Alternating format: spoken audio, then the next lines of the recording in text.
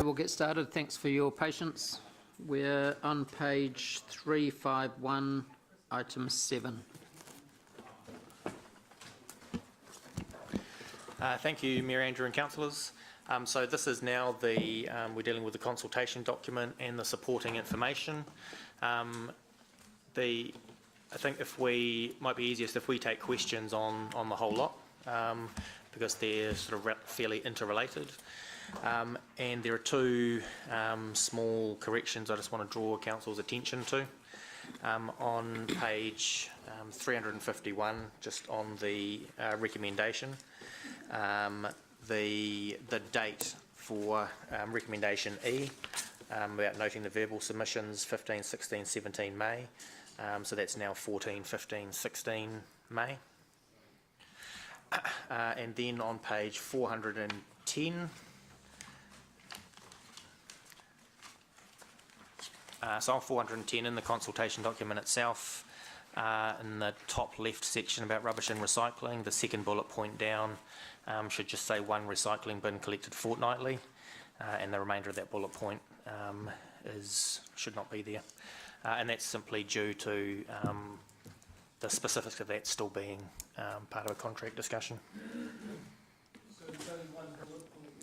No, so there's 3 bullet points. So the 3 bullet points will say one rubbish bin collected fortnightly, one recycling bin collected fortnightly, and one food waste bin collected weekly.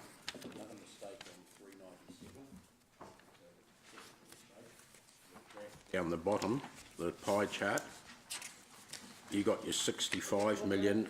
At page 397, you got your 65 million and your 39 million the wrong way round in terms of the size of the pie graph. Yep, thank you. Has anyone else noticed any errors that need adjusting before we get started on questions?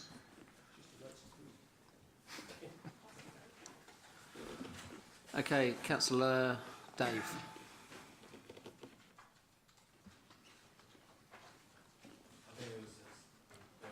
Councillor Gary. Thank you. Thank you. On page 355, talks about a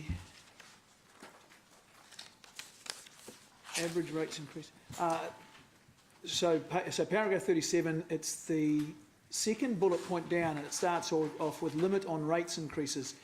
Just can you clarify that total rates will not exceed 0.627% of Hamilton's rateable capital value. What's included in total rates? So does that include targeted rates, UAGCs, all of it, everything, is it? Yep. So it's an affordability measure. So beg your pardon? Affordability measure. So, okay. So it's around total rates as a percentage of total capital value for the city.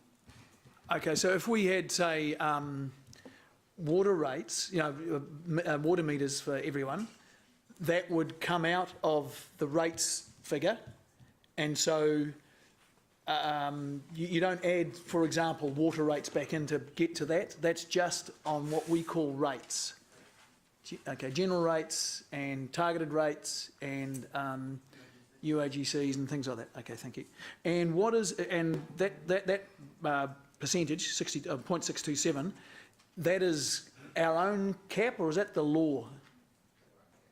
It's our own cap. There is a legal cap somewhere, isn't there? I think, from memory. No, there's no legal cap. So there is nothing in. Okay, I had an idea that there was. Thank you. Next couple of paragraphs down talks about vesting or transferring of a couple of roads, which are currently going to be ours. One goes to LTNZ and NZTA, and one goes to one of the local authorities. Does that mean that we will no longer be responsible for those roads and no longer responsible for maintenance and update and depreciation and things like that on them? And has that been reflected in our accounts, a 10-year plan? So there won't be any depreciation because those assets won't be owned by the city. They'll be, but they are currently, though, aren't they? Through the works of the program, they will be. Yeah, but they'll be held in capital work in progress, so therefore not depreciated. They're not built. Yeah. The ongoing maintenance of those roads will be subject to discussions. Okay. All right, well, if you don't mind, Andrew, Dave's got some questions on that thing, so I don't mind, I've got a couple more to go, but if he wants Yeah, to, if sure. it's the right, same topic. Thanks, Gary. Dave, just stay on that subject and then we'll come back. Absolutely. We'll come back Yeah, to you. that was the only question I had, was related to that. Firstly, the land that these are on, is this ours or Waikato District's? Let's talk about Resolution Drive. Sure. Probably best if I get Chris Allen to answer your questions. He's closer to the detail. Yeah. So stick to the Resolution Drive. It is an interesting issue and we haven't quite resolved it yet, but the one option is that the land would have to vest in the... No, I was authority of asking, jurisdiction. first question, Chris, was who does it belong to right now? So we have bought the land as freehold title. So the issue becomes, what is it vested? Is the land vested in city? And it can't be because it's outside our jurisdiction. So we're just looking at some options, how we might manage that. But this is There are some saying we're going to give it back to Waikato District once It's- constructed. It's in their jurisdiction, so we've got some issues like we can't vest it into our control because it's not in our jurisdiction. Why not? Because there's at least two properties, the Newstead Cemetery and the Taitua Arboretum, that are in Waikato District that we own. But they're probably freehold title. This is about vesting it in road. But you know, one of the options that we are looking at, and we've just started this discussion, like can we find a way where it's not vested as road? So the issue is about the road status. So the question that flows out of that, and I think Gary was sort of talking about this bit too, is who maintains it? How do we, if we're giving it like this says to Waikato District, how do we ensure that it's maintained to the proper standard, because it's only used by people coming into Hamilton? So if I start with the other one first, which is the Cobham Y Erie Drive interchange, and the issue there is a state highway. So we're contributing to an asset that will be an NZTA asset. So they will, and the normal arrangement is that they will take responsibility for the structural integrity of the bridge. Yep. For the asphalt and the lights that sort of go on the local road, our local road we would pay for, but the state highway they would pay for. So that's a normal, well-accepted arrangement. Yep. So the important one is the structural integrity is with the NZTA. With NZTA, but With Waikato NZTA. District's a new one. So for Waikato District Council, and we're just working through this, I can imagine their view would be that they would want us to maintain that road. So it's finding a way that we can, and we want, dare I say it, probably control of that road as well. So it's an important investment for us in control in terms of access, etc. Well, I don't understand then, why don't we just keep owning it? I don't understand this vesting as opposed to Yeah. freehold business, Yeah, so because it's totally for us to use. Yeah. We're going to want it maintained to our standard, the necessary standard. Waikato District doesn't want a bar of it, I would suggest. So look, I agree with all those aspects, and we're just trying to find a way through that in terms of the road status and how we can achieve that. So we are working on that, and we'll report back through the G&I when we've got some options. So this commentary here is probably not, it's a bit precipitate then, in the paragraphs 39 through to 42, because it's saying that we are going to vest it with Waikato District, but we may not if there's a way legally through that, is what you're saying. Yeah, I think it's some recent thinking that we've just started to find another way. So does that make a difference to the resolution, because the resolution about Resolution Drive? I think the key point is the basis of which the consultation document has been put together. So we do have time to make those amendments as you know, in 4 to 6 weeks' time when we come back and deliberate. So Okay. I think what's important here is that we try and crystallise exactly where Chris is going with this, and we make sure that the 10-year plan reflects that. Okay. Thanks. Thank you, Gary. On paragraph 44, it says the audit representation letter contains a list of changes that are not minor, blah, blah, blah. That's this. We've just been given this early That's this correct. morning, isn't it? So it says there's only one thing here. Has something changed between that, or was that just a bit imprecise? No, the attachment there, or the dollars, is a summary of the minor changes, the more than minor changes. So that's a summary of the total dollar impact on the. Oh, okay, but they're all due to the same thing, is that Correct, right? correct. Oh, okay, sorry, I thought I would have called that as one thing. Okay, that's right. Okay, that clarifies that, thank you. Councillor Robb. Thank you. My question follows on from Councillor Mallett, and that is on this audit representation letter, which we received this morning. The last page of the rep letter deals with uncorrected mistakes. Am I correct in assuming that we are overstating the annual surplus? No, those are In each of those boxes, it says.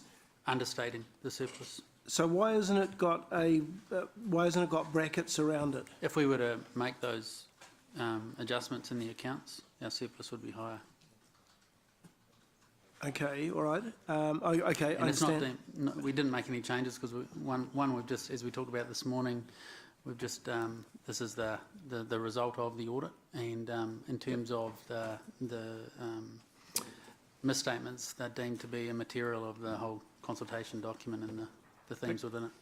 So are these figures in each of those boxes, is that the cumulative effect over the 10 years, or is that the amount each year? Amount each year. Amount each year.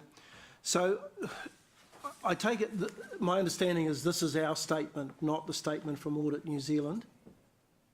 This is our letter to Audit New Zealand.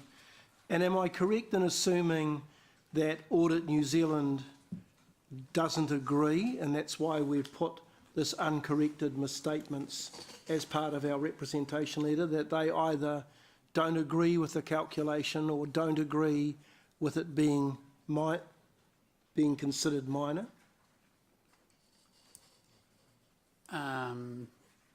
Sorry, have I maybe been Leon. clear? Have I been clear with that? Yeah. Do you want to? Did you hear the question? Yes. Councillor, yes, it is a difference of opinion. Yep. And because it's below my materiality, it doesn't impact on my opinion. Because it's higher than my clearly trivial threshold, I ask that it be included in the retrospective. Okay, so am I drawing the conclusion that there's a disagreement between management and Audit New Zealand in terms of us not having corrected that misstatement, and hence the reason why we're qualifying our rep letter to include specific? I mean, it's unusual in a rep letter to have this, in my experience. Come forward to the front desk so that you're on a microphone and so that you're on the camera, more importantly. Did you brush your hair? Not too many hair to brush. Thank you. Thanks, And Councillor, maybe, sorry, I should have been a bit clearer. We don't have... maybe just introduce yourself as well, Right. so people who are watching understand what's happening. Of course. All three of them. Right, I'm Leon Peters. I'm the Audit Director from Audit New Zealand, based in Auckland. And with me is my team, Jared Williams. He's the Audit Manager, based in Hamilton. And Liz Tuck, who is my Assistant Manager, also based in Hamilton. That good enough for an intro? Yep, thank you. Thank you, Bishop. Councillor, actually there's no disagreement between us. We all agree that these numbers have to be changed. Staff has said it doesn't make sense to change it now. It won't impact on as they've got the reasons down there, it doesn't impact on the consultation document and what's going to be consulted upon.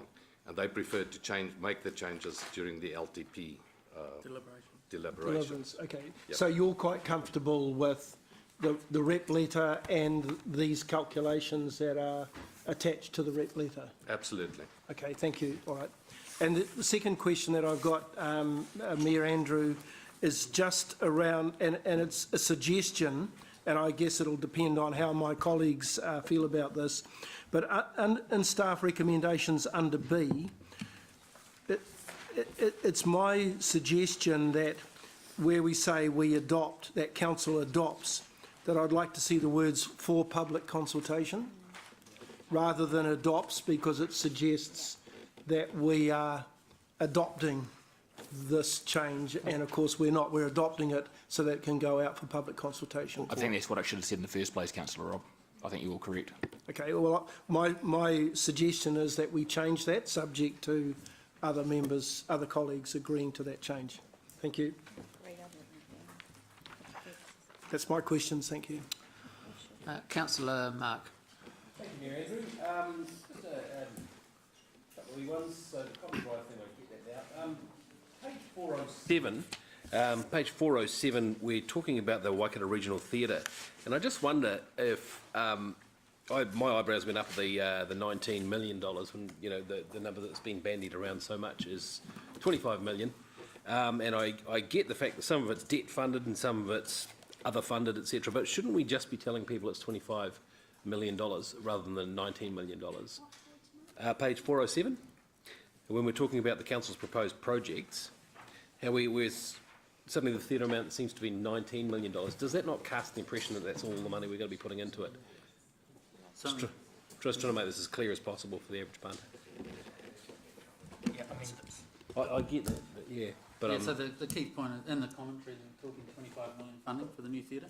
Yep. So just to the left. So given that $6 million is coming from other sources, that column to make sense to the ratepayer or the community is really talking about what council investment is going to be relevant relating to debt. Right, so that's $6 million from other sources. That's not other trusts and funders, though, is it? Well, that would be the vibrant.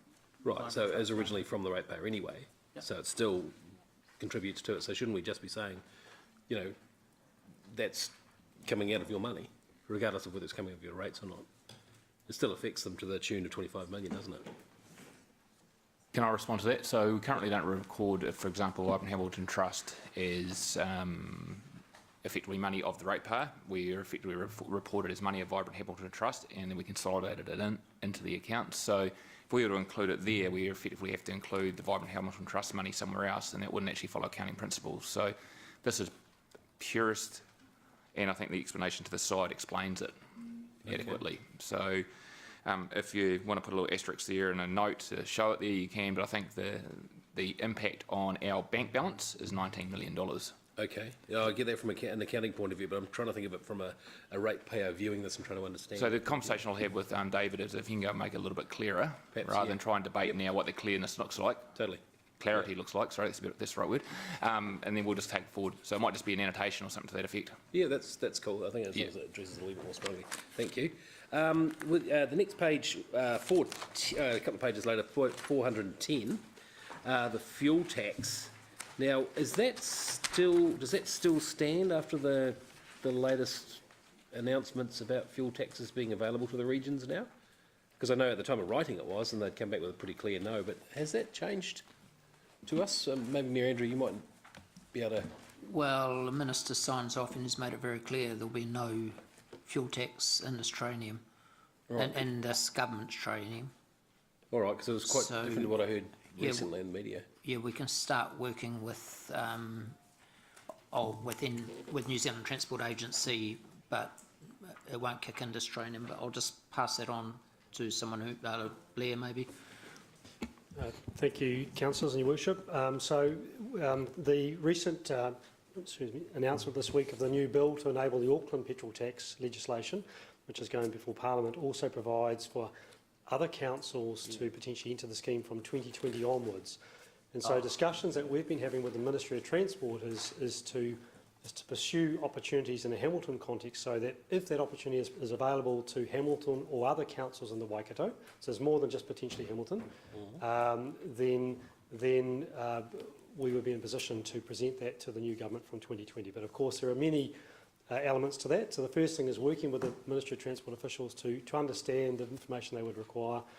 In parallel with that, there are obviously conversations between other councils in the area to ascertain their interest, and certainly Waikato District Council in their long-term plan has indicated that they are interested in looking at a fuel tax as well. Okay, so this covers that. Yeah, okay, that's cool.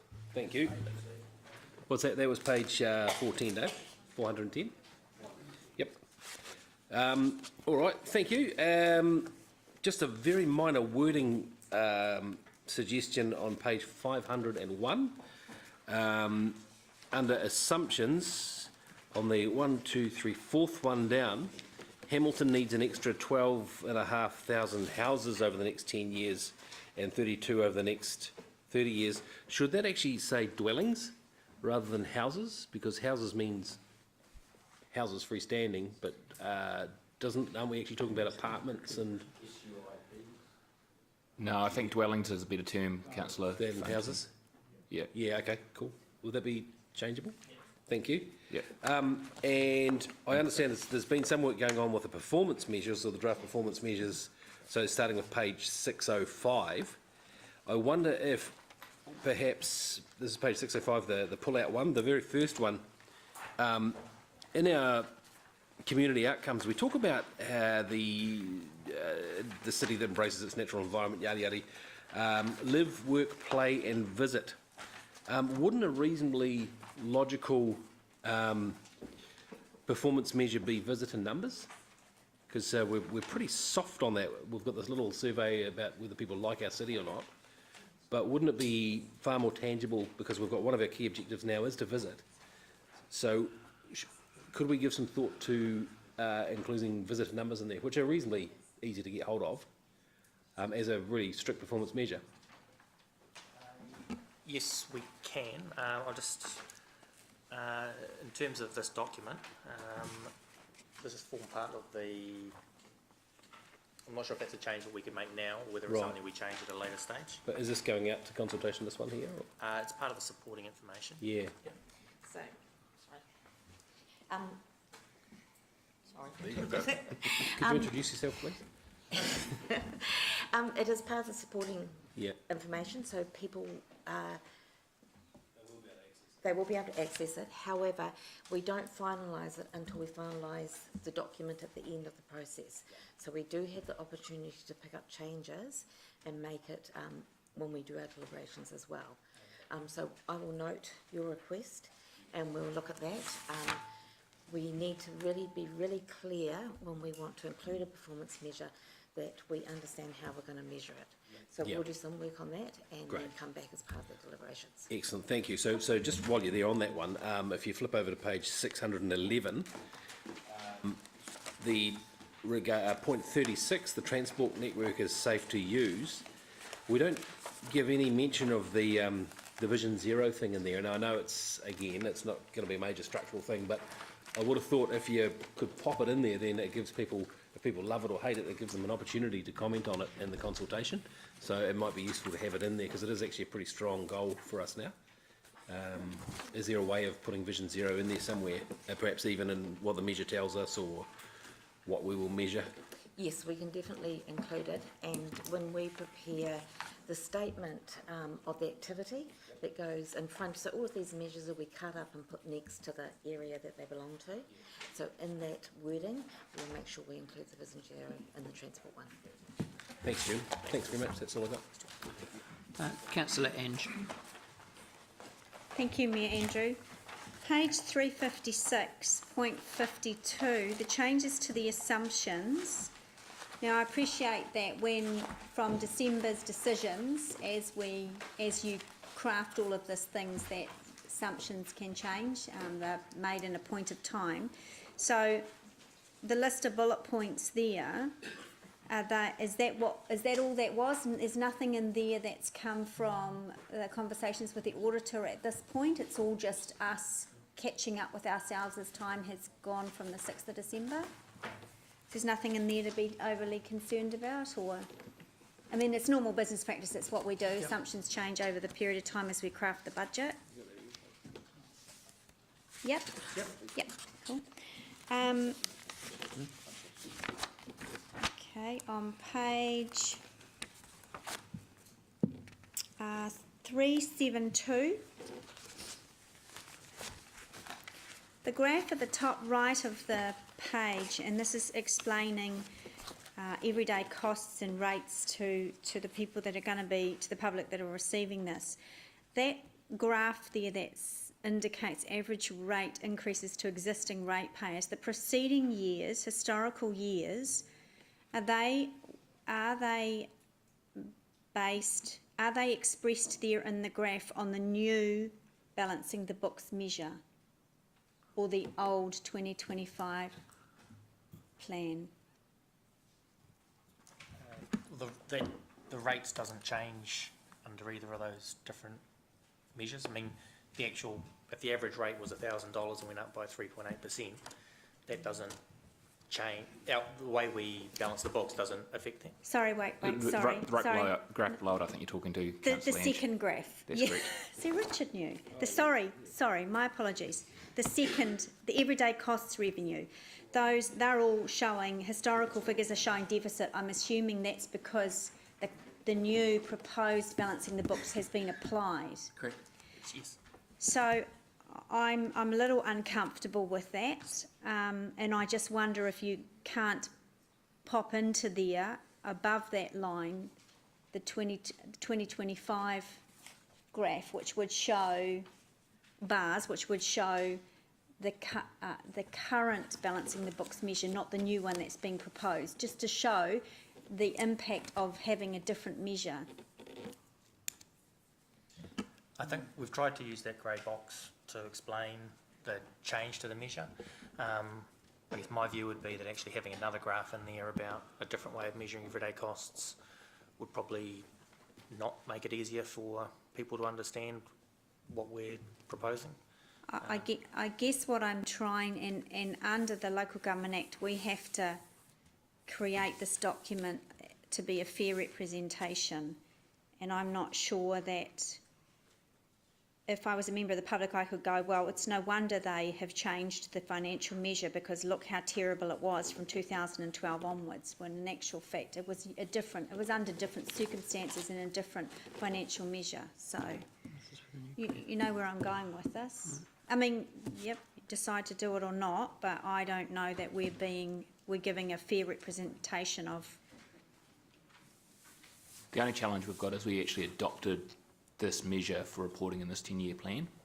So that's the challenge. So I suggest if we want to report something different, it would require another decision, I suppose, to do so. I haven't really put too much thought to it otherwise. That's why we were trying to the box below to explain that, because we didn't want to be confusing. We wanted to simplify as much as possible in terms of the graphs, in terms of the impact of the new measure, but also to signal to ratepayers that this is a change. Yeah, I understand that. I think that having something that says a picture that, especially a visual picture that says historical, when we've actually changed the way the historical figures look, is not quite a fair representation, but I may be alone in that. I'll leave that one then. Page 374, next one over. Now down the bottom in the box, we talk about, right, the last sentence it says, and this is around capital spending and debt. However, this will not change the rates increase required in the next 2 years to pay for our current everyday costs. And that's talking about all of the capital projects that are proposed in this plan. It won't be a surprise that I have had issue with that statement right throughout this process. But in year 2 alone, on the Central City Park proposal, there's $1.8 million of operating expenses. Now, when we talk about, as a rough calculation, $1 million reduces or adds to rates by 1%. $1.8 million of operating in year 2 is nearly 2% of rates. So I have an issue with us saying, however, this will not change the rates increase, because it will significantly.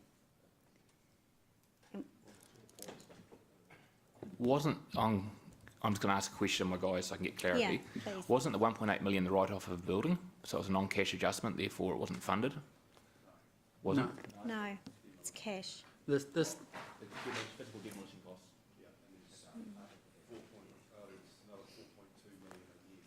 For the write-off, yeah. So the key point of this box down below is to talk about investment into new assets. You're right in terms of the 1.8, but that's not under the umbrella of new assets, because that would be the cost of dealing with demolition of which needs to be an operating expense. So this is true. That statement's true for any asset that we build, and any asset that the city invests in is paid for by debt, so that future ratepayers can share in the cost of that asset. The 1.8 million that you relate to isn't in that group because it's not a new asset. It's the cost of demolishing those buildings. I think the message that is in this document, though, is that very pertinent in this document, is that, and these are my words, not yours, don't worry about debt because there's no impact on rates when they're and that's ring-fenced by a program of capital works, but there is. I understand and I accept what you're saying, but I think that this is not a fair representation of the message that we've been saying to the public and actually the facts as well. This flag to take it away and just have a look at that. Just make sure that statement rings true as per Councillor Hand. Yep. A question on page 382 and 383, and these are the tables, and can I just say, like, the documentation is a really good read and you've done really well with plain English. I only was able to come to half of the meetings, but it is an easy read. It's not pleasant, but it's an easy read, so you've done a really good job. So on page 382 and 383, and this is really good, so, you know, expressing to ratepayers that, look at this, if we just went with option 1, rates increase only, then capital value, etc., etc. Why does it say 10% in option 2 and not 9.5? Shouldn't those top figures be the same for all of these options? If we don't go immediately to capital value, we don't get the extra revenue that we would get from new properties. And so therefore so I think that was worth about $40 million over the 10 years. So if we don't go to capital value immediately, then existing ratepayers have to pick up a little bit extra of that. So that's the increase between 9.5 and 10. That's the difference between 9.5 and 10. Yep. Correct. And so maybe is that worth expressing that? Because I mean, when I just glanced at it, it looked like an error, but it's not. Perhaps can you pop in a line there that explains that? Because the tables are good, because the public will be able to look at each of the options, but when you see 9.5, 10, or the same with, I think there was one that had 16 and then, oh no, it's only that one, isn't it? It's only the 9.5. Oh no, it's 16.5 or 16, so that I'm assuming It's the same reason. Yep. calculation. So maybe just the same sentence in each of those pages? Sure. If that's nothing too huge to put in there to explain that? Yep, that's fine. Page 396. Same down the bottom. I guess it's the same issue that I have a concern with. This is around the transport program. So we'll take a look at that. Yeah, That's repeated okay. through the document, so Yeah. we'll take a look at that sentence. And I appreciate that sentence where it says, however, this will not change the rates increase required in the next 2 years, and this is talking about our transport improvement program.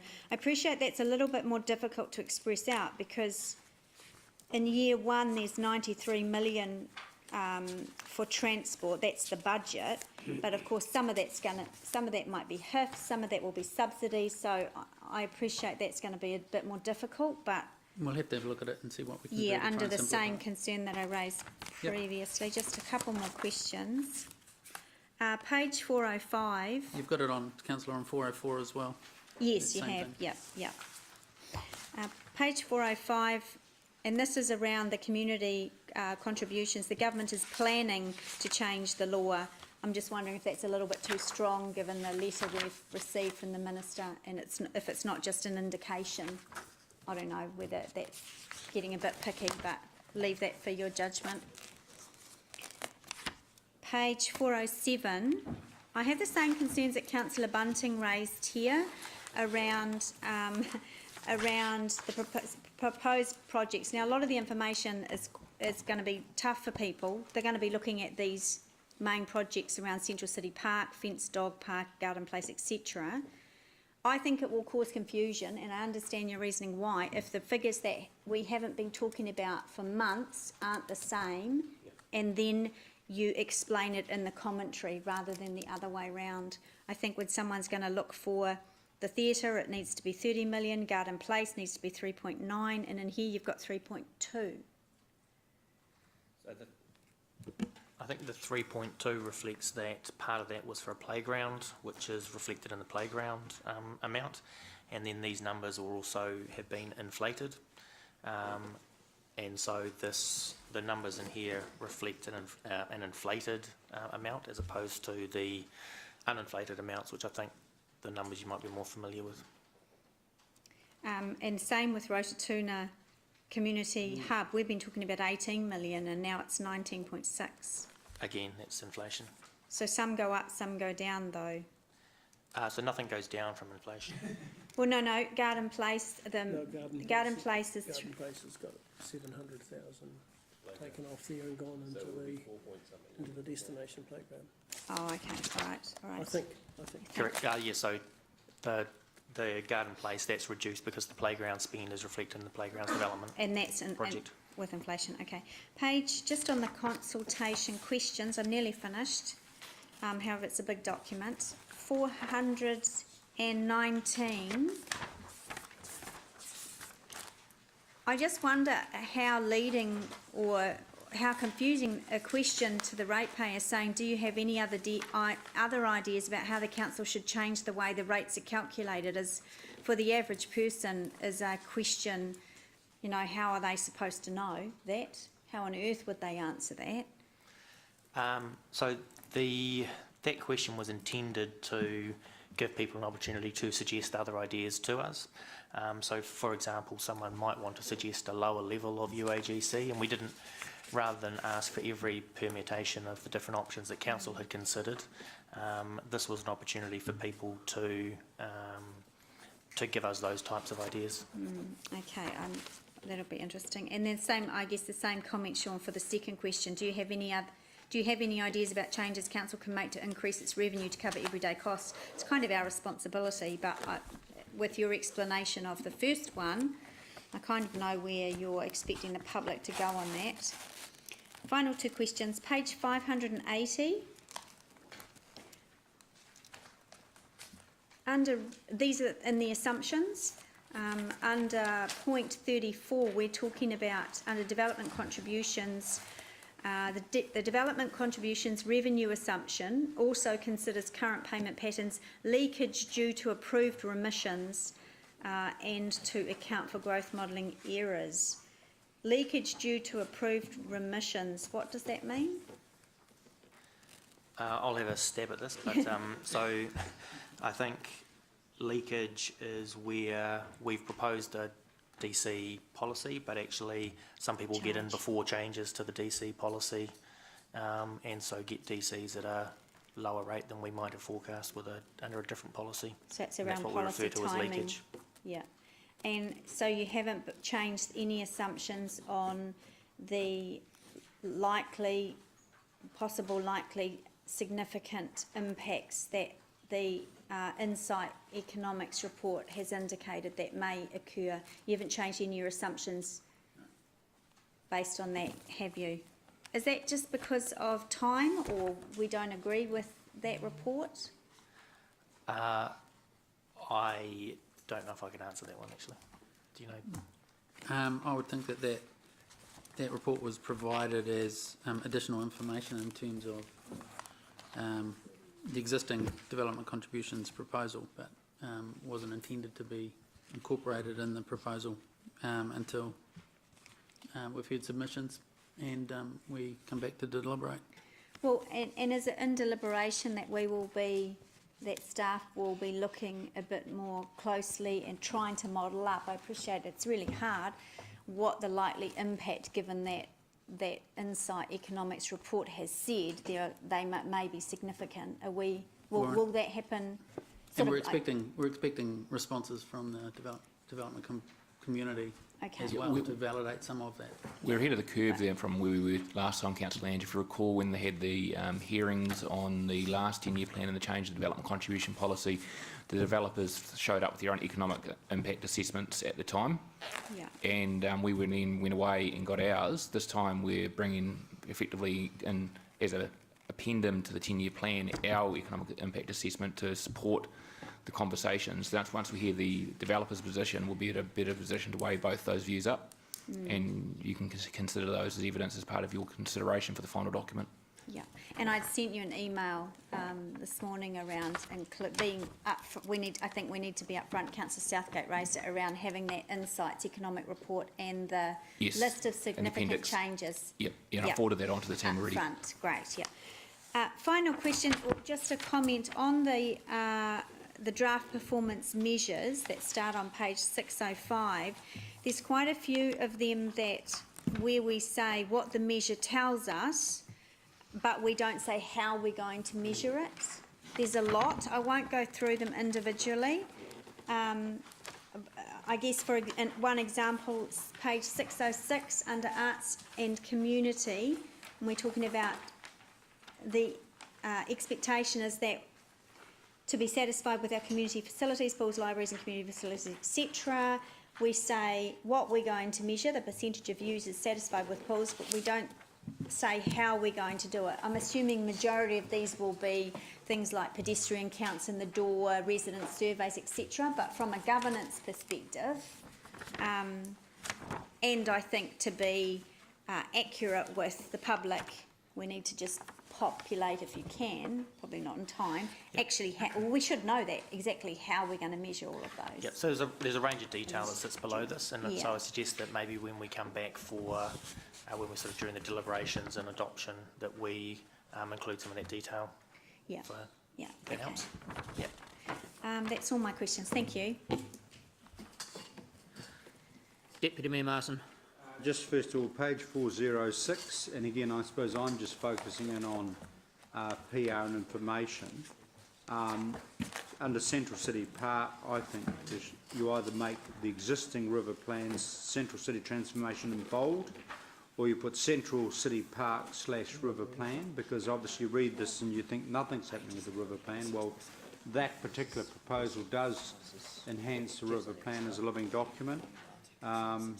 I'd make that observation, and I don't know, it just seems to me that we're not doing justice, because the Central City Park's not just about a Central City Park, it's actually about realising the previous council's vision around river plan and Central City transformation, as well as ours, I hope. Yeah, I appreciate there were sort of some competing views on that during the briefings, and the way that we tried to, I guess, straddle that was to include that phrase there that the vision for the Central City Park ... supports in support of the principles of the existing river plan.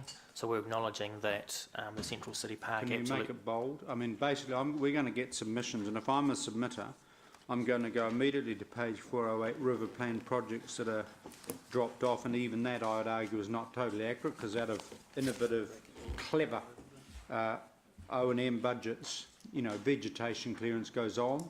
Signs through sponsorship or whatever doesn't cost you multi-millions of dollars. So I do express disappointment and dissatisfaction at the way the river plan is currently described. And it seems to me that the narrative around Central City Park is totally consistent with the Julie Hardacre Central City Transformation, our council, and also the river plan. So I would ask that to be considered. Can I also just now go to the actual descriptor of going to the beginning of the plan? And I don't think, and maybe I haven't read this properly, you've probably embarrassed me to say, look, it's right there, it's been bold. We have. What page are you on, Deputy Mayor? Well, I'm actually on page, well, the lovely words from the Mayor, but I'm on page from probably about 370 on, and these are the big, huge bullet point is somewhere we need to remind residents that our ability to raise funds to fund all these things is limited to a narrow suite. So, for example, I think we should be beefing up the fact that we are pursuing the fuel tax, and it is caught in legislation. with the clear view as an alternate to property rates, all right? You know, it's a clear view. Also, we should be saying quite clearly that we support, and maybe that's in our PR when we put this, we support the Mayor Goff's GST back on rates. You know, there's a whole, you know, the fact is we need to stress that why we're doing it all through rates is because of the limitations of how we as local government raise funds. But I certainly think we should be pursuing fuel tax, and I think we should be actually even making note of the local government review with the central government around alternative ways for local government to fund itself.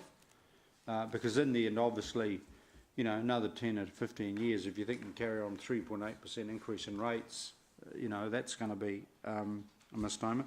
The other thing is, I think, and I just don't know how long I bang on about this, this city, you know, let's just keep repeating we're the third smallest in area, land area of local authority, but this city continues to provide a whole lot of sub-regional facilities which a narrower band has to pay for, all right? So basically, all of the stuff we do, but you know, a lot of the stuff we do are, as we know, enjoyed by a whole lot of other people who don't pay a dime in terms of any property rate. Okay, so that it's pressure on us. You know, I think it's very important, colleagues, to clearly keep explaining to our ratepayers and our residents that we, to a degree, are providing a whole range of stuff from their rates which others are not contributing to. And I think that's quite crucial if you actually look at 10, 20, you know, people who live just on our boundaries. I know I go on and on about this, but I think it is a reality we have to explain. Sorry to keep doing this, but if you live in Dinsdale, you should thoroughly understand you pay for the gardens, you pay for the swimming pool, you're paying for the theatre, someone somewhere else is not. And yet someone else right across your boundary has virtually equal use of those facilities. And I'm just wondering if we could put that in bold somewhere. You know, that's our ongoing policy, it's our ongoing concern, it doesn't change anything. But I do think it's really important that our own ratepayers do understand that they're not just funding a city, they're funding a sub-regional facilities as well. And albeit we can say we're trying to expand the revenue base through, you know, regional rate and all that stuff. Yeah, so I think on the issue of fuel tax, I mean, we've got obviously got the paragraph in the back of the document supporting GST back on rates. That's not, I don't think that's something which council has made a resolution or a Okay, well, unfortunately, it's sad we haven't done that, because I'd love to put that in there, but haven't I accept totally that you can only reflect what we've resolved. We've certainly resolved the fuel tax. Yeah, and so that's reflected and in we've the document. certainly resolved in Committee Room 1 to pursue the whole issue of regional funding for, sub-regional funding for sub-regional facilities. We've certainly resolved that. So I think we just have to somewhere, you know, when people pick this up, I think the themes are great, the challenges we face, but I think that's another challenge, if you like, somewhere. Yeah, and I think, and I sort of can't find the page just right now, sorry, Councillor Martin, but I think we've got something in the infrastructure section that, sorry? 451 on 451. Let's have a look.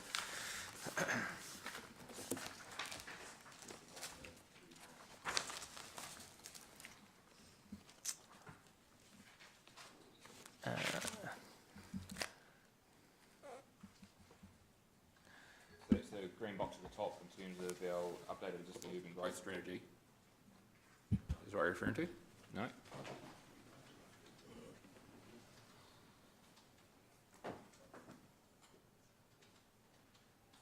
Okay, so the paragraph before the orange box on page 451.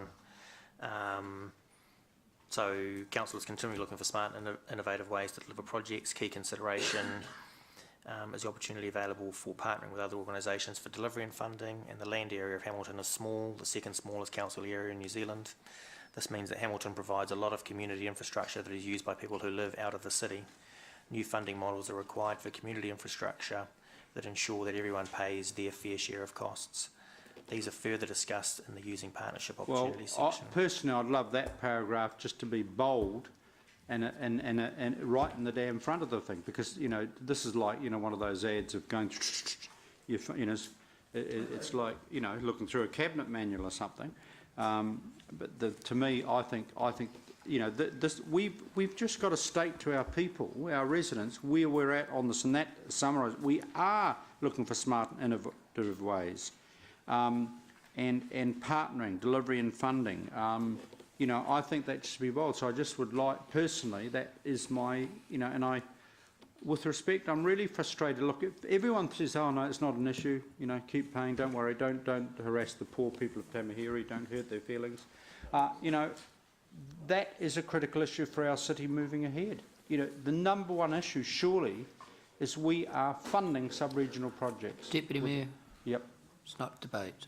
So I'm going to, I don't know, to the Chief Executive, can you, with your team, consider whether we could bring that forward a bit? I will consider it. Councillor Dave. They're taking notes, Councillor. I'm going to jump in behind the Deputy Mayor and say, right on. I totally understand why he's a bit frustrated, and I think to apologise for it this is about the people who live outside the city freeloading on the, I'm not supposed to be using that word, on the city facilities. Including people from Narrawahi and so forth. Exactly what I'm thinking, thank you. Should be, and the ones from Tamahiri. And no, definitely should be bolder than this, not apologetically hidden in the back. That is a big issue for us, and it's the thing that's driving us to seek outside funding. But that wasn't the main issue I was going to raise. I want to reflect on the fuel tax discussion, and I've gone past page 410 now that I think that it was on. When Rob raised it earlier. That's right. I don't think that paragraph actually reflects the most recent decision we made to pursue it, notwithstanding what the government has said about when they want to bring it in, notwithstanding the fact that their proposed legislation is talking about 2020 for us. I have seen email conversation that's gone round. I think Rob started it, and I certainly supported what he was saying, that we should be arguing for that, for what we think should happen in that area. We've got just as much need for transport infrastructure to be funded by innovative ways of like the petrol tax, as Auckland has, in a proportional sense. And we made a decision that we were going to hit up the government about that a couple of council meetings ago, but this is sort of apologising and saying we'll go along with the government. I don't think that's our council position. I did have another conversation with Minister Twyford, who did come back to us in writing, which I did circulate that.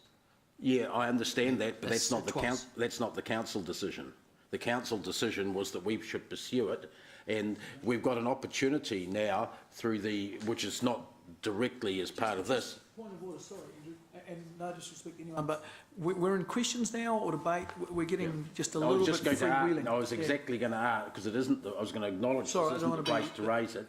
I'm going to ask where we can, because we have an opportunity to put in a submission to the legislation process, so the select committee, but at the very least something in here should reflect the council resolution, not a discussion that some of us have had with the minister, I feel.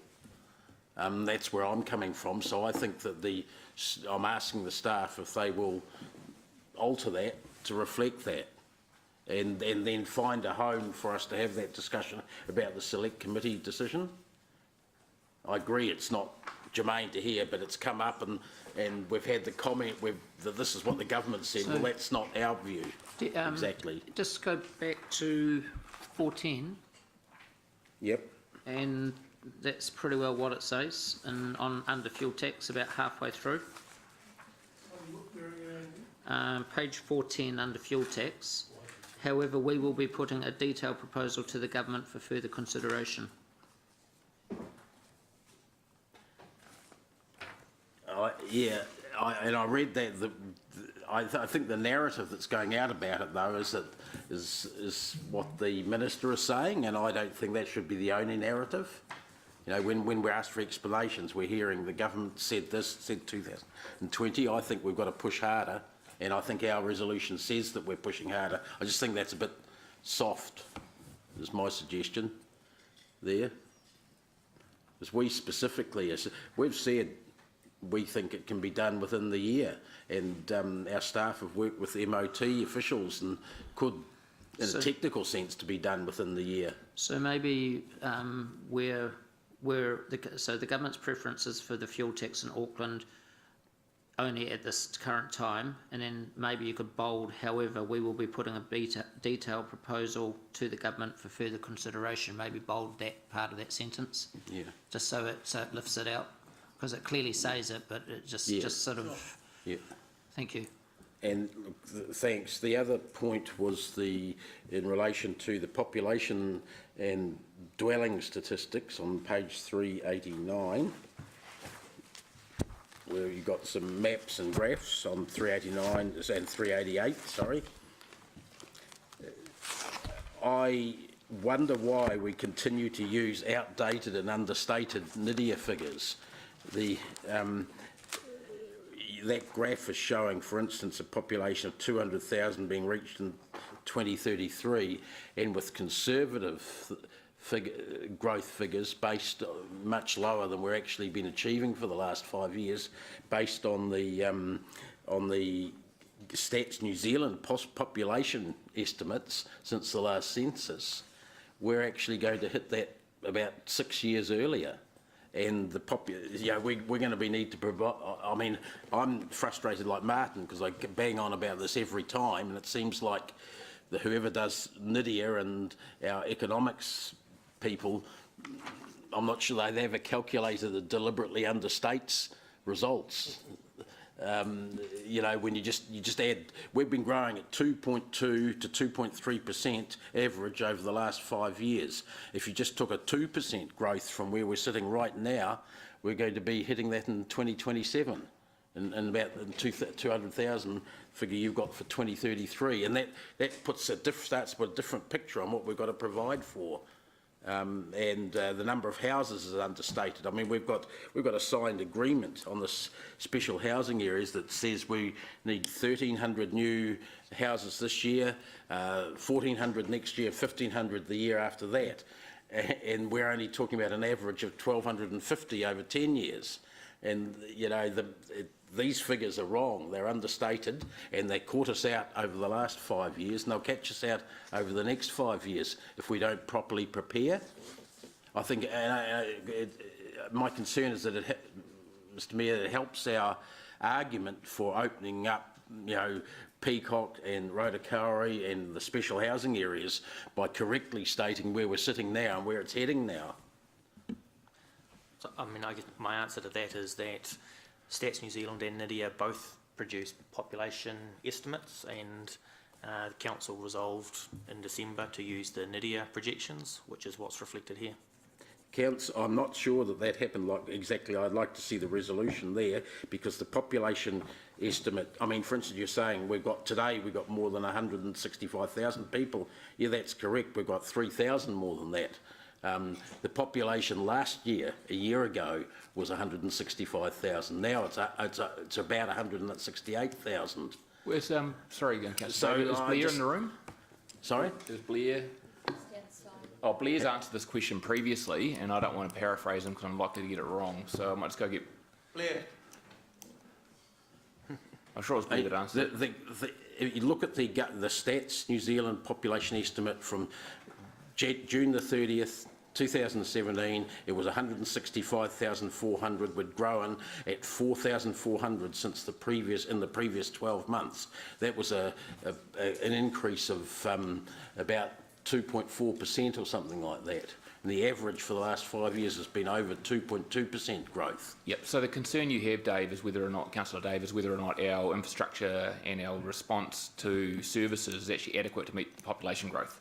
Yeah. My concern for the last 10 years has been that, and we've been shown to be understating it, which is partly why we're in the situation we're in. And I might not have been Blair, but when I'll say what has been answered previously, and the person who said it can jump up and support me, was that regardless of where the population projection's going, the difference in between a medium and a high line wouldn't significantly change our dwelling requirements, or if it does, it'll be filled up with special housing area dwellings coming on board, and it doesn't necessarily significantly change our capital response to the dwelling requirements either. And that response has been given previously, and was it from Blair? I think it was. Yes, okay, there you go. So that was the answer. That doesn't actually significantly respond or change our capital requirements. The question is whether or not we should note on here somewhere, and I know that you guys are grimace about any changes to this document, the high and the low population projections, to acknowledge that we've at least considered it as a intermediary step, potentially. Well, I guess I have another concern about this process, because I raised exactly this point in the discussions in the committee, the working group there, and it's like, you know, poke the balloon, it pops back into shape afterwards. Yeah, but the question has been asked also in a briefing, and a response was given, and I'm sure it was given by Blair to a more articulate version of what I just said at the briefing as well. So I'm not too sure where to go from here. Because there's the capital program, in my view, and Chris can comment on this, is wouldn't change significantly, wouldn't change at all in terms of response to the predicted growth. If we're meeting figures within the 10-year population growth figures within the 10-year period of the LTP, which a conservative way of looking at it shows, but this is showing we're not meeting them until a further 5 or 6 years out, then we're not necessarily providing things at the right time in our infrastructure plan. That's my concern. The infrastructure plan is stretched too far out, and the costs are going to hit us sooner. Yep, so I think we've addressed that in a number of ways. So firstly, we've, resolution aside, question over the resolution aside, we did resolve to adopt a growth line. We have, from a dwelling point of view, we do have, and that's why we're driving to meet our medium demand profile of the dwellings. The other aspect is we still have our growth funding policy that enables us to bring forward capital as we require it if that projection goes out beyond that. So we're constantly, and we're probably in the best position we've ever been in terms of projecting our growth numbers, this aside again, projecting our growth numbers and informing council of that. So if next year when we're doing the annual plan for this period there's a significant uplift, we can go back and refocus. In fact, a lot of the stuff that Chris has been doing for the last few years is responding to probably the fact that growth is ahead of it, to your point, but responding adequately in terms of bringing items forward. So I think there's a solution. The big concern I've got is we've got to use what's adopted by council, and at this stage, if we were not to adopt it by council, we'd probably have to completely go back, retest all the growth assumptions, get it reset, if it was reset by vote by council, then completely rebuild the consultation document. So I'm trying to find a medium. What's the protocol for councillors putting in submissions to the LTP? Well, I'm more than happy if you can provide the evidence. I'm more than happy to put a chief executive submission in under my name. I've got it down here. I've got an envelope and it's on the back of it. Yep, that's right. So which is about where our last lot were done. And Blind Freddie could see, couldn't he? I can put a submission in. I just put a submission in. Yeah, so we'll keep looking at that. And Blair's going to add in on by ramble. So I think you're right. Councillor McPherson's comments are absolutely valid, and I think at the end of the day, the growth projections are an assumption. They're our best informed assumption based on information available. But notwithstanding that, the growth that's built into the long-term plan, particularly the Peacock's growth, opens up a substantial capacity. So whilst we're identifying a certain amount of uptake per year, as we know with Peacocks, once we build Peacocks, it actually opens up substantially more than the uptake we're projecting. So Councillor Dave, if your scenario is correct and the growth is higher, the Peacocks, by opening Peacock Cell, you're opening immediately 3,500 to 4,000 potential lots available once the bridge is built and the infrastructure is there. Likewise with the infill area, which we assume slightly less than 50% in terms of growth capacity, we actually know that the infill part of the city has substantially more capacity than that per annum, but our growth projections allocate growth between infill and various greenfield areas. The third element to this is some of these special housing area applications, in particular the greenfield ones. We've been very, very conservative around the assumptions of those. So if they come to fruition at the speed and pace that's been projected, they provide additional capacity above that which is indicated in the long-term plan. So I think there are three areas where if growth comes faster, than projected, there is capacity that we are provided was available within the long-term plan. I can appreciate that the actual planning can be adjusted to suit how it's happening in a sort of a live way or almost live way, but the narrative going to the public is understating it, and the public won't think that it's as important an issue as it is, in my opinion. So that's the concern, is I guess the remaining about the narrative there. But I'm willing to handle that through putting in a submission to the council at this point. Yeah, we'll keep working on it, Councillor Dave. We'll keep working on it right up to the 11th hour, and if we believe that these significant changes are required, I'll make a Chief Executive submission to the 10-year plan myself. I'm just wondering whether it's on top of our graphs we can put the 20% extra that the MPS requires in a different colour to show, or is just to show how we're supposed to be planning for an extra 20% on top of the growth that we're expecting. Yep, so that's about a buffer. So we built that buffer into our capital projections. So by including on there, it's not actually suggesting those growth numbers include that 20%. And this council could well have added a 30% buffer onto that if they wished to, which would have just accelerated our growth projection, brought our capital program forward. That's this council's decision. We'll continue to work on it. I think at this moment, let's not tweak this up and make it more confusing. Let's do the work and probably build that response that Blair just talked to as well as part of the deliberations as well. Bring it back at that stage.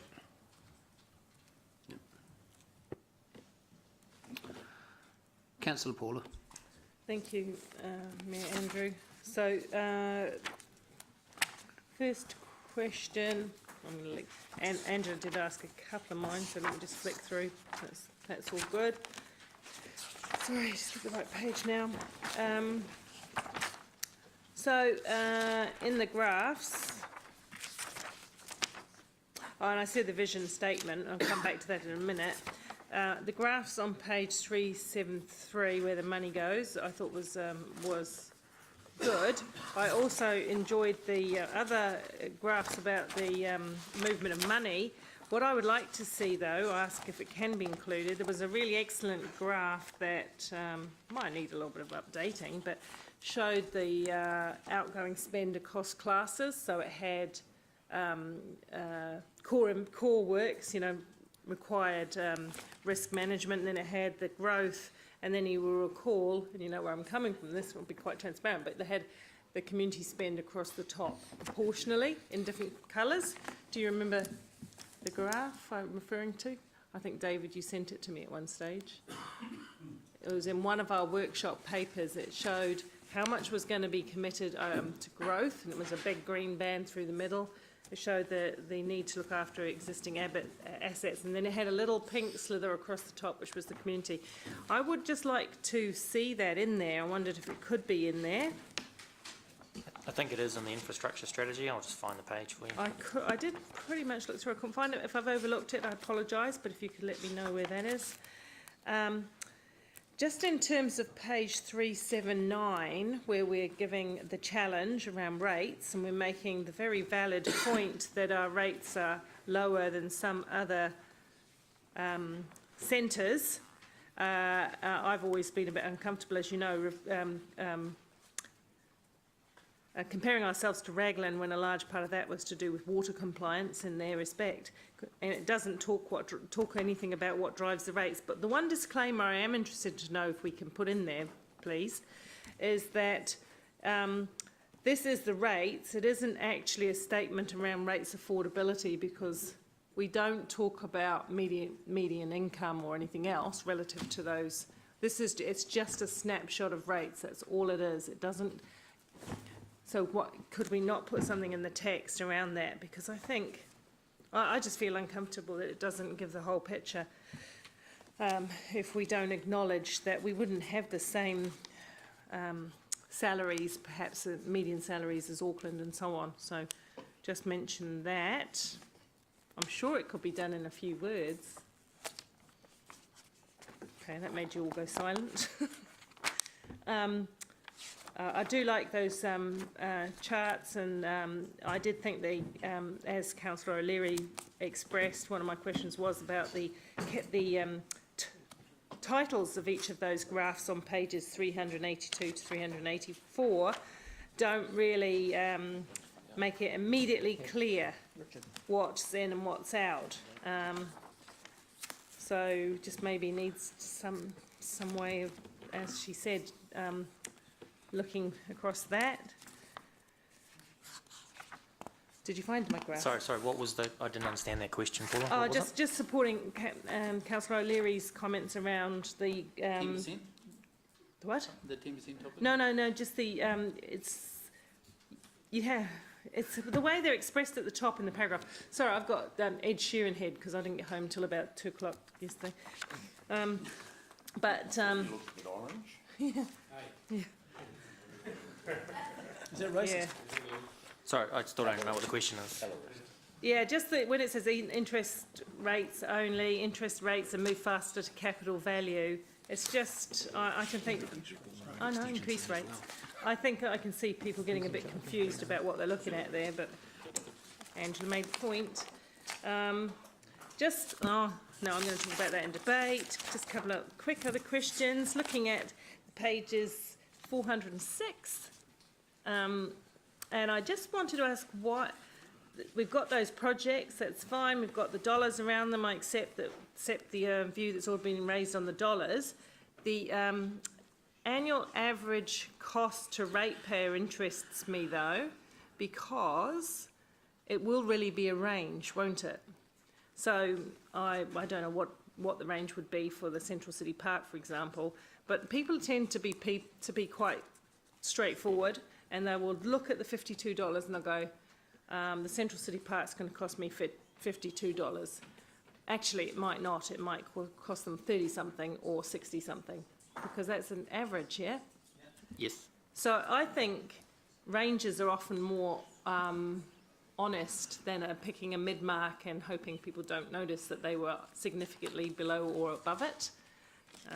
So I just wondered whether there was another way of expressing that. Cups of coffee. My view is the average is the simplest way to do it.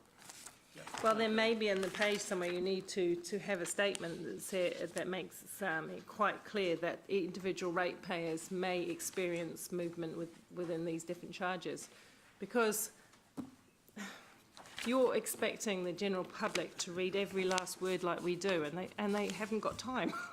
And they don't.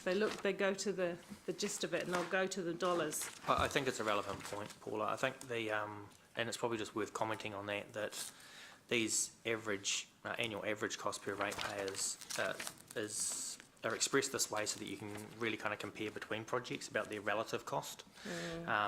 So that first one on the list, Central City Park, average annual cost per ratepayer $52.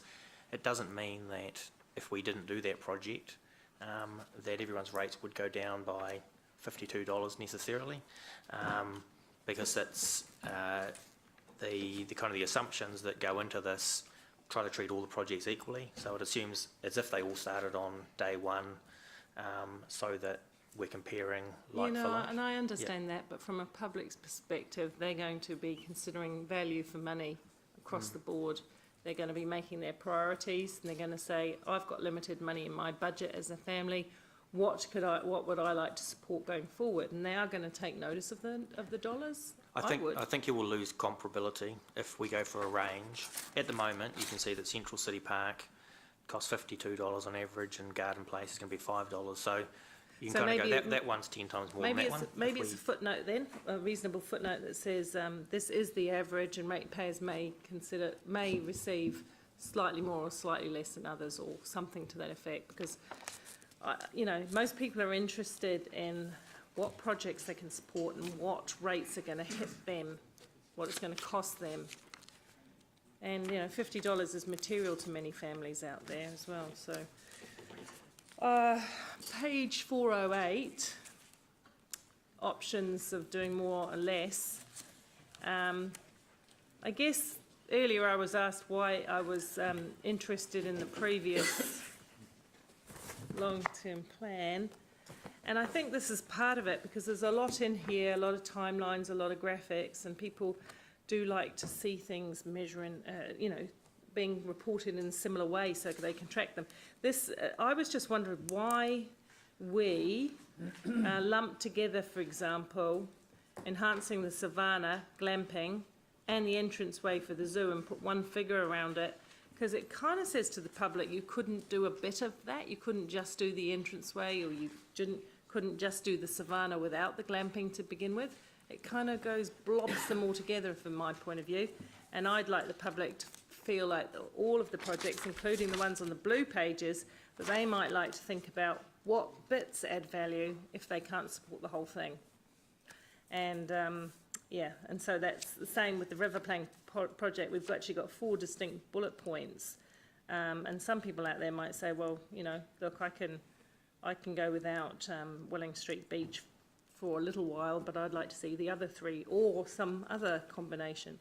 So is your suggestion to do Well, I to just the wonder zoo why- what we've done to the river plan? Well, yeah, I think you should make it clear that there's different parts to these, and that it's not all or nothing. It's not an all or nothing, because that. The top, will that cover it? It just lumps it together as if it's one project. Well, it's not really one project. There are numerous parts of all of the plans, and we can afford some parts and we can't afford others. And that's what we're asking the public to do, is to consider what bits or pieces they would like us to fund. And so from the zoo point of view, maybe some people out there would like us to connect to Lake Waiwhakareke with the entranceway. Maybe some people would like to have the savannah and not the improved entranceway, but we're not really giving them the choice. But I don't think it'll actually prohibit them from actually commenting they do want one or the other. They may not necessarily have all the information, but they can make a reasonable assumption that it'll be less than the total for doing all of it. So I don't think it really reduces your ability to consult and submit. No, it just puts a lot more work as they ferret through trying to find what it is they're looking for. Yeah, we've already got one of the longest consultation documents in New Zealand, because we put a lot of information in it to make it as easy as possible. We're trying to balance that with readability overall. So that's just one of the considerations that we have in mind when we're preparing this. Yep. So in the questionnaire, in terms of the page 418, challenge number 1, borrowing to pay for everyday costs, and then we've given them 6 options there. We've got to remember how people function. There's a lot of information in those bullet points to take in. We referred before to some graphs that were much more straightforward around those options. I'd prefer to take some of that text out and refer them back to the appropriate diagram than to confuse them with all of this stuff, and leave questions to be as open as possible. So that's a good chance for me just to say that so we've tried to design the questions so that people can also, if people are answering the questions without having the consultation document in full in front of them. So if someone's answering the questions online and the consultation document's kind of sitting to the side, we want to make sure there was enough in these questions that they understood what they were opting for. Okay. Okay. Was there one more? Yeah, one more, sorry. There again, on question 9 on page 424, question 9 which is the other projects in which we've chosen those 6 bullet points. I think therein, again, there could be a statement that refers them back to previous plans and or strategies that they may also wish to comment on, because don't forget there is the zoo plan, there is the museums plan, there is the river plan, there is the destination playground, there's a Hamilton East plan, there's a few plans. So I think we should invite them to be able to look into those other places as well. Yeah, so I accept that, and I think because there are a lot of other things, we've tried to, I guess in question 10, are there any other community projects you think council should consider, was our sort of, so those projects up listed up above were the ones that council considered in its December meetings, and then acknowledging exactly what you said, Paula, are there other projects which aren't included in that list above? There's the option for members of the public to put forward any others. Yeah, it just seems to be sometimes like a little bit unevenly weighted between putting lots of information in and putting no reference point in. Yeah, but anyway, thank you. Appreciate you at least considering it. I'm done. Thank you. Councillor Ryan. Thanks, Mayor Andrew. Just on page 390 regarding option 1 Peacock, there's reference to obviously HIF. Just to clarify, is that 180 million? The HIF loan? It is. Okay, because I was trying to find it through the document and it pops up every now and then, but in that grey box, it doesn't really stand out clearly, and I assume where it says council borrowing paid back from developer contributions, that 254.4? Is that 180 make up part of that? Yes. Yep, so there's two lines here. So council borrowing paid back from developer contributions and council borrowing paid back from rates. So that total of council borrowing of about 300-ish million. So 180 of that would come from the Housing Infrastructure Fund.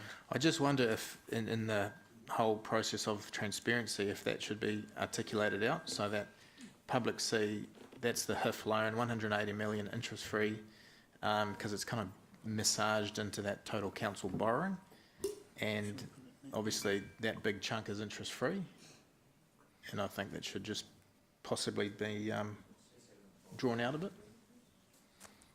It's involved. So the interest savings over 10 years from $180 million HIF loan doesn't cover it for you, Councillor Ryan? No, well, okay, yeah, that shows, but it doesn't say, in that whole option 1 Peacock, there's no reference to the 180 million HIF loan. So if people are going, oh, what's the HIF loan? You've got to sort of go back through the rest of this document to find it. Whereas why can't you just have a separate line in that breakdown of 254 million? Just the line saying of which 180 million is interest-free. Yeah, Is what you're after. yeah, yeah. It sounds, I'm going to get Grimace to look, that sounds a pretty simple request. Yep.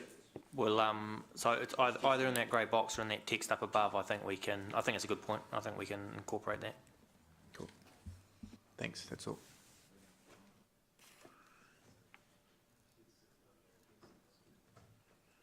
So Ryan, Councillor Ryan, in that box where it says interest savings over 10 years from the $180 million HIF loan, you just want to beef up that statement, do you? Oh, actually, well, that statement's good, but when you look back through those figures, it doesn't clearly say where that 180 fits into those borrowings. It's actually a breakdown or a break-up of that 254. Yeah, I mean, it sort of sits across those two things. It's not as kind of pure as that. It's not. If you were handwriting, you could put a bracket in the of which 180 million is interest-free, HIF, beside those two those things. That's what you're wanting, eh? Something like that. I think we'll leave the guys to work, the team to work it through in the most simplest, transparent manner.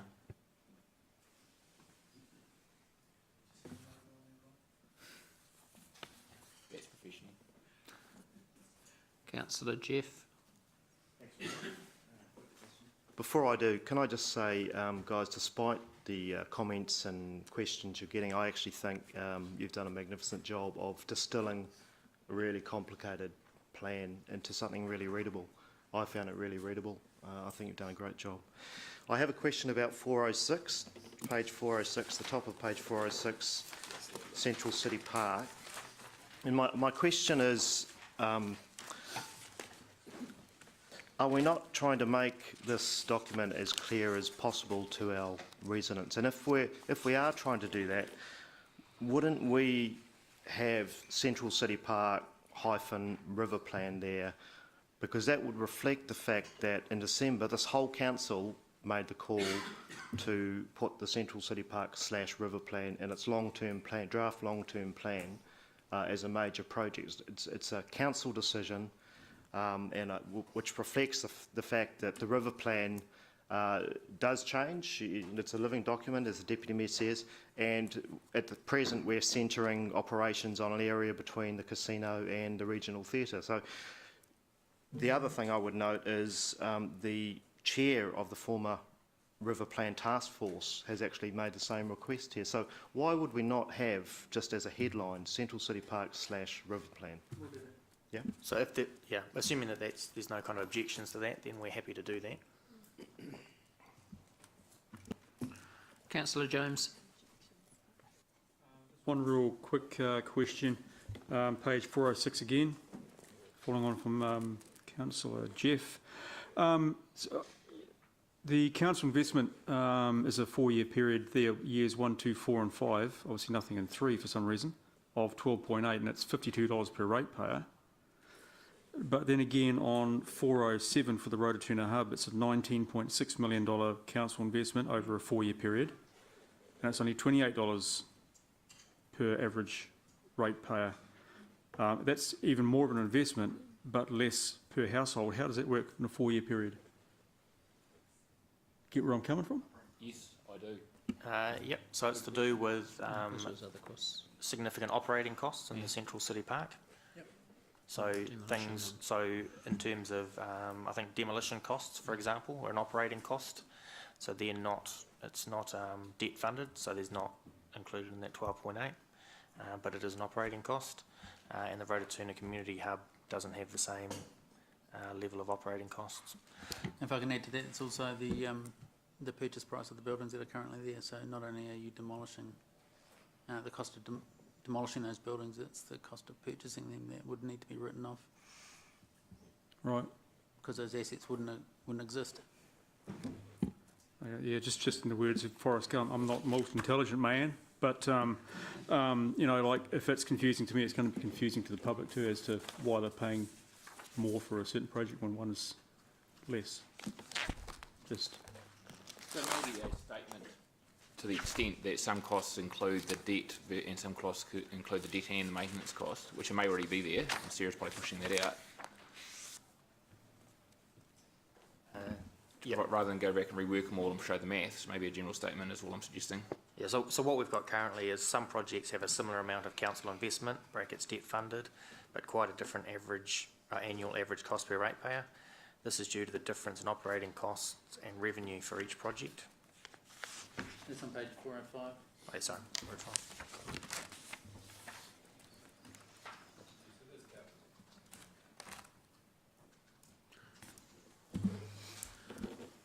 Okay. Councillor Mark.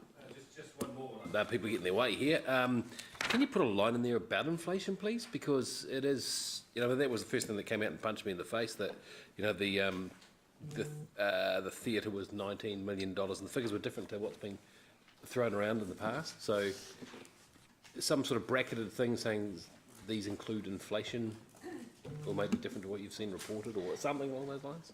Yes. Thank you. Okay, so it's moved, a staff recommendation on page 351 is moved by myself, seconded by the Deputy Mayor. Can we just put the resolution up? I've asked for one change to the resolution. It's the very last one that approves the Chief Executive and the Mayor to sign the letter of representation to Audit New Zealand. And, sorry, just noting the E should now say 14, 15, 16 May, please. B's been corrected already. Adopts.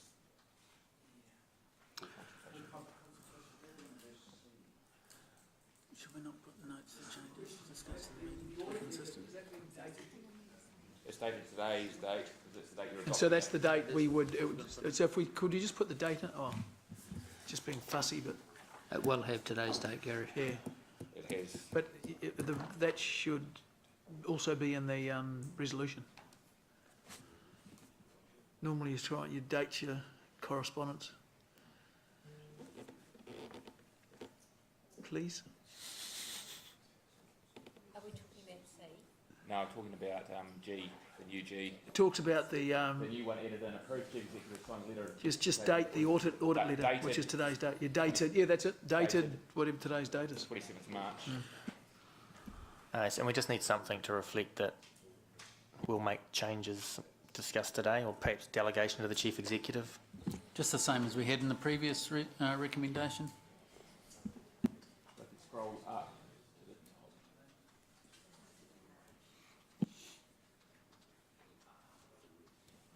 Thank you, Becca.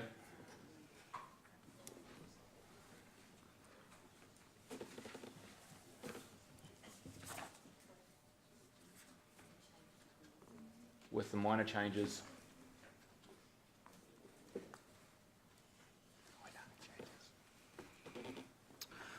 Councillor Paula. It's debate, is it? Yes. Thank you, Mr Mayor. I have to say, look, I'm at the time now, I'm ready to go out and hear from our citizens about the needs and aspirations for their future, because that's what this is about. It's their future. And I want to hear from our ratepayers and citizens now what they feel that should look like. I'm going to say that I feel like our document is a little bit more confined, and we're less interested in what Hamiltonians. We're less interested in Hamiltonians taking charge of their future, and more interested in confining them to a range of matters in our document. And just partly what led me to that thinking, I think the staff, by the way, have done a fantastic job, because I do accept that this has been one of the most complex long-term plans that everyone has been through together, and I think a lot of competing interests, a lot of diverse views. You could tell that in the vote, and so you've done a very good job to pull together a document which will be the starting point, I hope, for really robust discussion with our communities. I must say I really liked the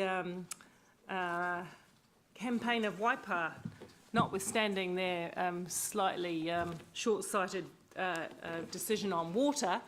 I do think that their campaign, What's Your Story, is just really good and very inviting. It says to the community, we really are interested in your story for your future in Waipa, and that resonated a lot for me. And sadly, I don't feel, and this isn't a criticism of staff, because I think it has been drafted up in the way that it has to respond to council direction, but I don't feel we've been as truly interested in what the community see their future in Hamilton is. But hopefully they will feel empowered through this to talk with us through the submissions. We've been going to those pre-consultation meetings. They've been excellent. I'm nearly finished. Pre-consultation meetings, they've been excellent. But we clearly heard from the community houses all around town that they didn't see a lot of people and communities in this plan. But let's put it out there. It's time. Looking forward to getting the written and oral submissions back from our public. Thank you. Councillor Jones. Yeah, thanks, Sean and David, for the report. There's a lot of work gone into this. Like Paula, I heard the radio advert this morning for the Waipa LTP, which I thought was actually quite good. So I'd like to see us do the same sort of thing. But look, I'm really keen for this to get out to the public. Of course, I don't agree with everything in the 10-year plan, and none of us do agree on everything, and that's the way it should be. And I can't wait to hear back from the public on a lot of issues in here, because obviously that'll sway my thinking. But I want this out into the public. I want to hear what they've got to say, and I'm looking forward to our 3 or 4 days sitting down listening to submissions. Councillor Mark. Thank you, Your Worship. Look, there's an old saying that says, I'm sorry I wrote such a long story, I didn't have time to write a short one. And I think you've done a really top job. You know, having been to far less of these than I was meant to go to, the working parties, you did a fine job. The document itself that's going out looks really good. I'm grateful that there's no pictures of happy couples in playgrounds and happy children everywhere, because it's not actually a happy picture. It's a hard picture, and it's not an easy picture to look at, but I think you've painted it fairly and as simply as you possibly could. It's always tough for me as a normal type ratepayer to understand accountant speak, just as it is for you accountants to understand ratepayer speak. So I think you've come quite close. I would urge us now as councillors to think as ratepayers, rather than we need this money, we need this money, we need this money. I would start thinking like ratepayers from here on in, and most importantly think of the ratepayers from here on in. Page 378, you sum it up, you say there's a challenge. There's a big challenge. The challenge for our entire city now to collectively make this decision that we're going to have to make. Mayor Andrew said it well last night at one of the community meetings, which I was very grateful you guys turned up to, because I was just about to get hammered by the local residents. And that was, we are going to have to make some decisions that people aren't going to like, but he says that's leadership. So that's why we are here, to make those tough decisions. And they will be tough on everybody. I'd really like to pay tribute to Julie and Jen and the team for their consultation. This is more than just a document.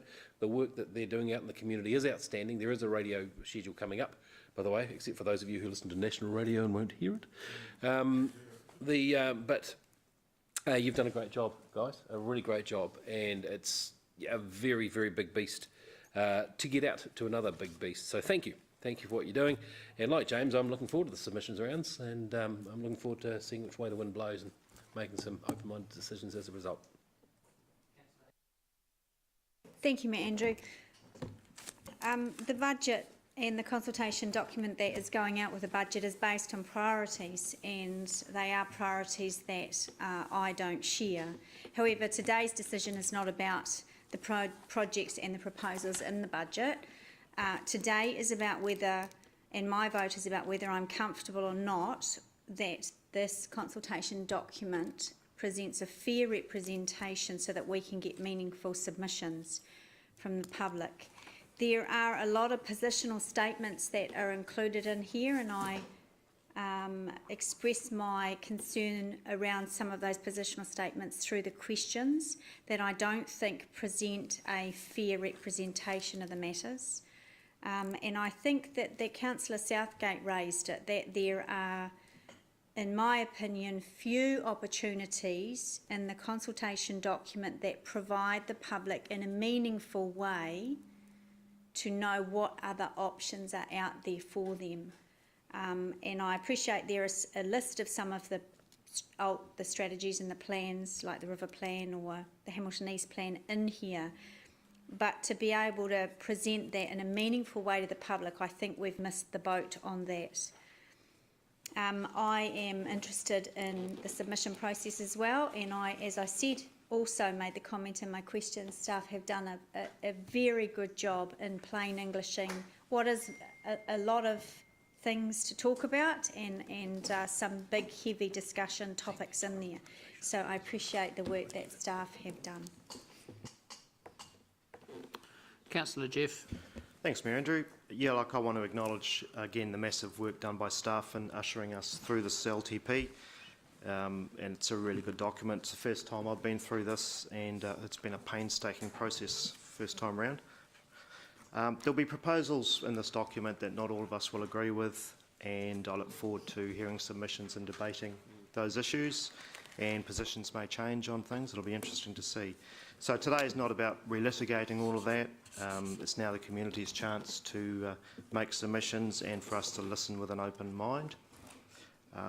I'm signalling today that for me there is plenty of room to move, really. I voted against the adoption of the LTP in December because I opposed the scale of the rate rises proposed for the next 2 years. I felt we, in retrospect, just reached the wrong decision. But I will support it going out for consultation today because we need to go to the next stage of the process, and I don't think opposing it is of any value at all at this stage. I guess for me, my main bone of contention is the rate at which we try and claw back this deficit that has been left to us and which makes up a significant portion of the rates rise. I know I differ from Mayor Andrews' point of view that we should claw this back over 1 or 2 years. I personally think it can and should take longer. Yes, we do need to address the deficit, but we don't need to be enslaved by it. While I don't accept the conclusions of the plan financially, I think overall there's some brave, visionary elements in it. We're not putting off essential spending on essential infrastructure, which has occurred in previous councils. This is shown by our strong spend on transport and essential to providing the transport choices that the city needs if we're going to keep things moving. We're proposing to unlock peacocks, which is a tough one. We needed to unlock a growth cell. It's not an easy decision, but in my view, it's core business, it's providing housing, and it's planning for the future.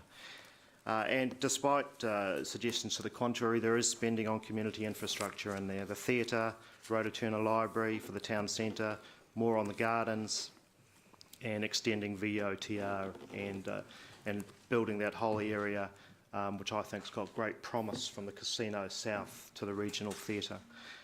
So, yeah, let's get it out there, let's see what people say, and I look forward to debating on it. Councillor Ryan. Yeah, I just want to say that I think, and maybe I'm biased now that I'm inside council, but I think looking at it externally as well, I think this is one of the most proactive LTP processes that council has done, certainly in my observation. I applaud Mayor Andrew and our Chief Exec for looking the tiger in the eye and actually saying, hey, the way we're going about this is no longer sustainable and we need to address these issues and put them on the table and have a good debate around it. I applaud Julie and her work with the pre-formal meetings. She's been extensive, and many of the elected members have been to several of them. And I've heard today that hasn't been done before, so I think that's been a key opportunity for community to get involved and get engaged, and many of those groups, community groups, collaborated and worked together to have a say. So I think that's awesome. I think never before have we had such a social media outlet for elected members and for council. So to be honest, I think there's never been more of an excuse for anyone not to submit than now. And whilst I remain open-minded around the rates issue too, we do have that tension of not stressing out our current ratepayers, but we've also got a duty to not stress out future ratepayers and to find that balance between a sustainable and affordable and a growing city. And I think we're addressing that now. And I do think there's plenty of room for the council, or for the public to submit. I don't think we've been too constrained. Not only have we got a wide-ranging document, but there's a big fat section that says other ideas. What else have we missed or not considered? How do you propose we pay for it? So there's not one person in the community can actually say they don't have the opportunity to come forward. All the elected members are saying they're looking forward to their say in the robust debate. So yeah, I think the next 2 months is going to be very interesting, and I'm glad to be a part of it. Councillor Rob. Thanks, Chair. Look, I also want to echo my colleagues and congratulate and thank the staff for the work that they've put in, and particularly Julie, who's been very professional and very fair in the presentations that she's made to the pre-engagement meetings, quite a number of which I have attended. I think that this is a long-term plan with significant detail and complexity, and I think that's been echoed by our expert, Stephen Hallowell, who we've engaged to help us work through this process. And I think he said to me on a number of occasions that he has not seen a long-term plan with as much detail and complexity as this one has in it. And around that, there will be and there is confusion out in our community marketplace. There's factual misunderstandings, and a number of those were echoed at last night's pre-engagement meeting that was in Hamilton East, and I've seen it in the earlier meetings too, but more so last night. And I think that the letter that's being sent out to all ratepayers in the next couple of days will be a timely reminder of the effect of this long-term plan, because it will put into immediate dollar terms what we're expecting the ratepayer to pay to fund the operation of the city, as well as the many projects that are being proposed in this plan. So I think this is an opportunity for the council to capitalise, both in terms of where the elected members might be, as well as the staff, to make sure that we can improve the understanding and the confusion that's out there. Many of the decisions, particularly around the community spends, were very close and did not therefore have significant councillor support. And so we can expect there to be significant changes to the final long-term plan when this plan finally lands. So I'll be supporting the plan that we're voting on today to go out to community consultation. Deputy Mayor Martin. Yeah, thank you. I also want to join with Rob and others in thanking Julie and the team in terms of the pre-consultation. I think they're really good. Also our staff who, and trust me, my only criticisms have been around the communication and how we do the key message. I also want to perhaps apologise to my colleagues. I didn't manage to attend all of the pre-formal consultation, and when I was occasionally quite robust. Just as Gordon defended Julie from unfair criticism, I think the role of a deputy mayor, where a deputy mayor of the day feels that the mayor is subject to some unfair observations, then he will defend the mayor. And in my view, I think, it's my personal view, feel free to differ, I think this mayor has really shown great care and concern for our community. The community hub in Rototuna, first time ever, it's on the funded package. We look at the potential down the track development of the recreation hub with the university, for example, the extra investment in terms of playgrounds and community infrastructure. So I am going to say, and look, I know that every councillor will bring their individual viewpoint. I totally respect, we've probably got a couple of councillors, maybe more around this table, who are giving serious contemplation to seeking the role of mayor, and could be in Mayor Andrews' chair or the mayor's chair in 2 or 3 years' time. That is their right. That is absolute democracy. But with that, what I'm going to look for from all colleagues, if you feel this LTP falls short somewhere, I want to see the alternatives. Explain to me where we could put more money into the community. Let's agree on how we define community and what we do take out. And I think Rob is absolutely right. He is, and others pointed out at our sessions that a lot of the votes were incredibly close. Some were casting votes. That's the role of the mayor as the tiebreaker. That's about leadership. So I want to stress that this plan is not a done deal in any way, shape or form. This is where I think comprehensive public consultation, sector groups, individuals will actually have a really significant influence, because while I may be passionate for the river plan and passionate for this or that, I have to bring an open mind to those deliberations. So I cannot state strongly enough that we all encourage those submissions, and what finally comes out of those submissions could be quite a different product to what we have in going out. But finally, I do thank staff and acknowledge the Mayor's leadership in kicking this whole process ahead, and some of the difficult decisions that we have to make. And we do genuinely want to encourage public feedback from now on. So I want to sincerely thank Comms, Audit New Zealand for being a part of this, particularly Julie. Thank you for running a very robust public consultation process, and I thank you for that. No one can accuse this council of trying to slip something through unseen, and thank you for that, Julie. Particularly Sean, I've been here after midnight leading up to this, and I've come back at 6 in the morning, and I don't know whether you went home or you're still here, but you've been running red eyes for a long time. David, thank you. The Sarahs, Sarah and Sarah. Chelsea, thank you back there. Stephen, the birthday boy, thank you. Paul, thanks Paul. And the whole of the organisation. It's been a huge thing, particularly Richard. I feel like Richard has come under severe and unwarranted criticism publicly. It would break some people what Richard's been through and what he's been put up to when he's actually done nothing wrong. We've just run a transparent process where we've told people what's going on, and haven't particularly been, Richard hasn't been particularly liked for stepping up and standing up. So I just thank you, Richard, for being strong. And finally, elected members, this is difficult for you as well, and I just thank you for coming on the ride and doing what's right. This document is a major turnaround in the way that we report.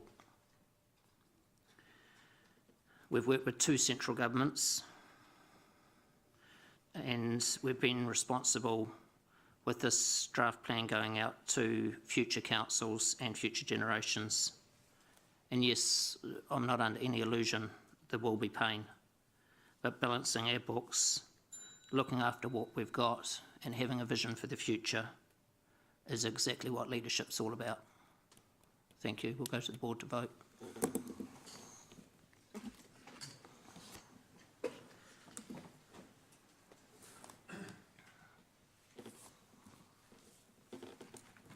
The motion is carried, 11 for, 1 against.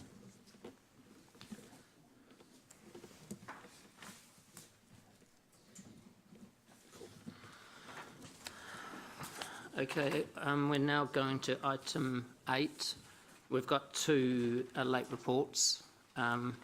So this report is an update for members. As you know, I've had several meetings with some members around this table and with the Chief Executive, with Minister Twyford. And Minister Twyford is the Minister for Housing and Transport, so he's a very influential person in the future of this city and what we're doing. It's a verbal report. Okay, it must be item 9. So the Minister's very concerned about the $1 million homes that are going in and a lack of affordable housing that are going into our city. And I was talking to him last Friday on the phone with staff for a reasonably long phone call, and he's asked me to come back with ideas of how to accelerate Kiwi build and affordable housing for our city and the city that we live in. I've obviously been thinking about this for quite a while. The Minister came to me, I didn't go to him on this issue. And he wants to see houses at below, offered to people in our city for below the medium house price. So the medium house price is $537. So we need to move reasonably quickly, and that's difficult because legislation and takes a long time to get through. As we know, developers want a higher yield and greater flexibility and faster pace, and the Minister in Central Wellington the government want to see greater provision for affordable housing. So what I'm proposing with the Minister and talking with him is firstly asking if he'll consider changing the SHA legislation so that the final delegation and final decisions are made by this council and they don't have to go back to central government for sign-off because of the months extra that can add to the process. From a Hamilton City Council point of view, introduce a affordable criteria into our SHA's program, special housing area program of between 20 to 40% of new builds to ensure that they're affordable at below the medium house price, and that they're only offered, that the developer develops those properties and that they can only be offered on completion to first-time home buyers or to qualifying persons as set out in different government documents. Also suggesting that the government introduce through the NPS, so this will take longer, so through the SHA is a tool that we can use to get this moving reasonably quickly, but through the through the National Policy Statement, through central government of legislating to prescribe a percentage of affordable housing into the market. And then that will follow through from there it'll allow us then to introduce that into a district plan, or we may be able to use our district plan in parallel with it to do a variation to ensure that a percentage of what we're doing is affordable. So and through this also allowing through the SHA process and possibly in future through a district plan for smaller lot areas for less restrictive rules like building setbacks and how close you can build to boundaries on the sides, and just different ideas like that to enable the land, which is the most expensive part of the whole process, to enable more housing to get onto smaller plots, so that things like site areas moving up from 40% to maybe 60%, so that we can enable the affordability of more housing into the market. So I'll just keep you informed as things progress, and I'll keep talking with the Minister with the thoughts that we're putting together, and this has all happened since last Friday, but the Minister wants to move very quickly on this. So at this stage it's just discussions between myself as the Mayor and Ministers, and as we get more information we'll come back to Council to put a paper to give basically bring a paper back with where we're heading and where we're likely to end up. So, Councillor Ange. Am I at the... Oh, no, that's okay. Look, thanks for the update, Meandra. I know you're doing a lot of work around this, and I'm very supportive, and it's great that we've got good communication with the Minister.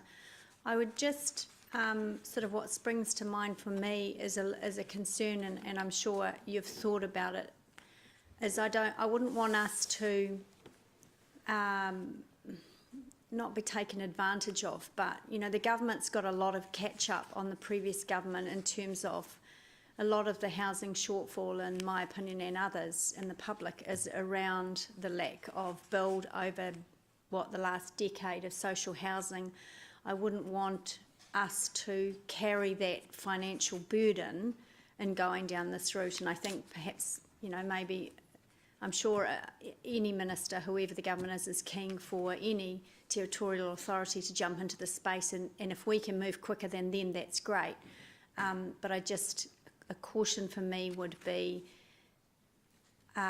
from a New Zealand Inc. point of view, we still would want to put continued pressure on the government to deliver their half of this story as well in terms of affordable housing. You know what I'm sort of meaning, don't you, Richard? Yep, so the government has huge ambitions in the affordable space, and so we'll continue to work with them to make sure that Kiwi Build, and there's like 5 pillars to Kiwi Build, and it will address some of these things. And the government knows that they're going to have to dip into their balance sheet at some stage, and they know their balance sheet's limited, so it's about whether they put it. And so I think it's quite rewarding to know that they're actually seeking our advice, which is a great way for us to keep in the camp. So, yeah. Yeah, great. Thank Councillor Mark. Thank you, Mayor Andrew. Was there any discussion about extending the term of the SHAs? Yeah, we're going to ask for a 2-year extension of that as part of this until we give them time to put through their own legislation, or for us to change their district plan, because it takes time. So the SHA is the tool that's already in place that we can use to get immediate traction until legislation can be... Yeah, that's our only vehicle really at the moment, isn't it? Yeah. Okay, cool.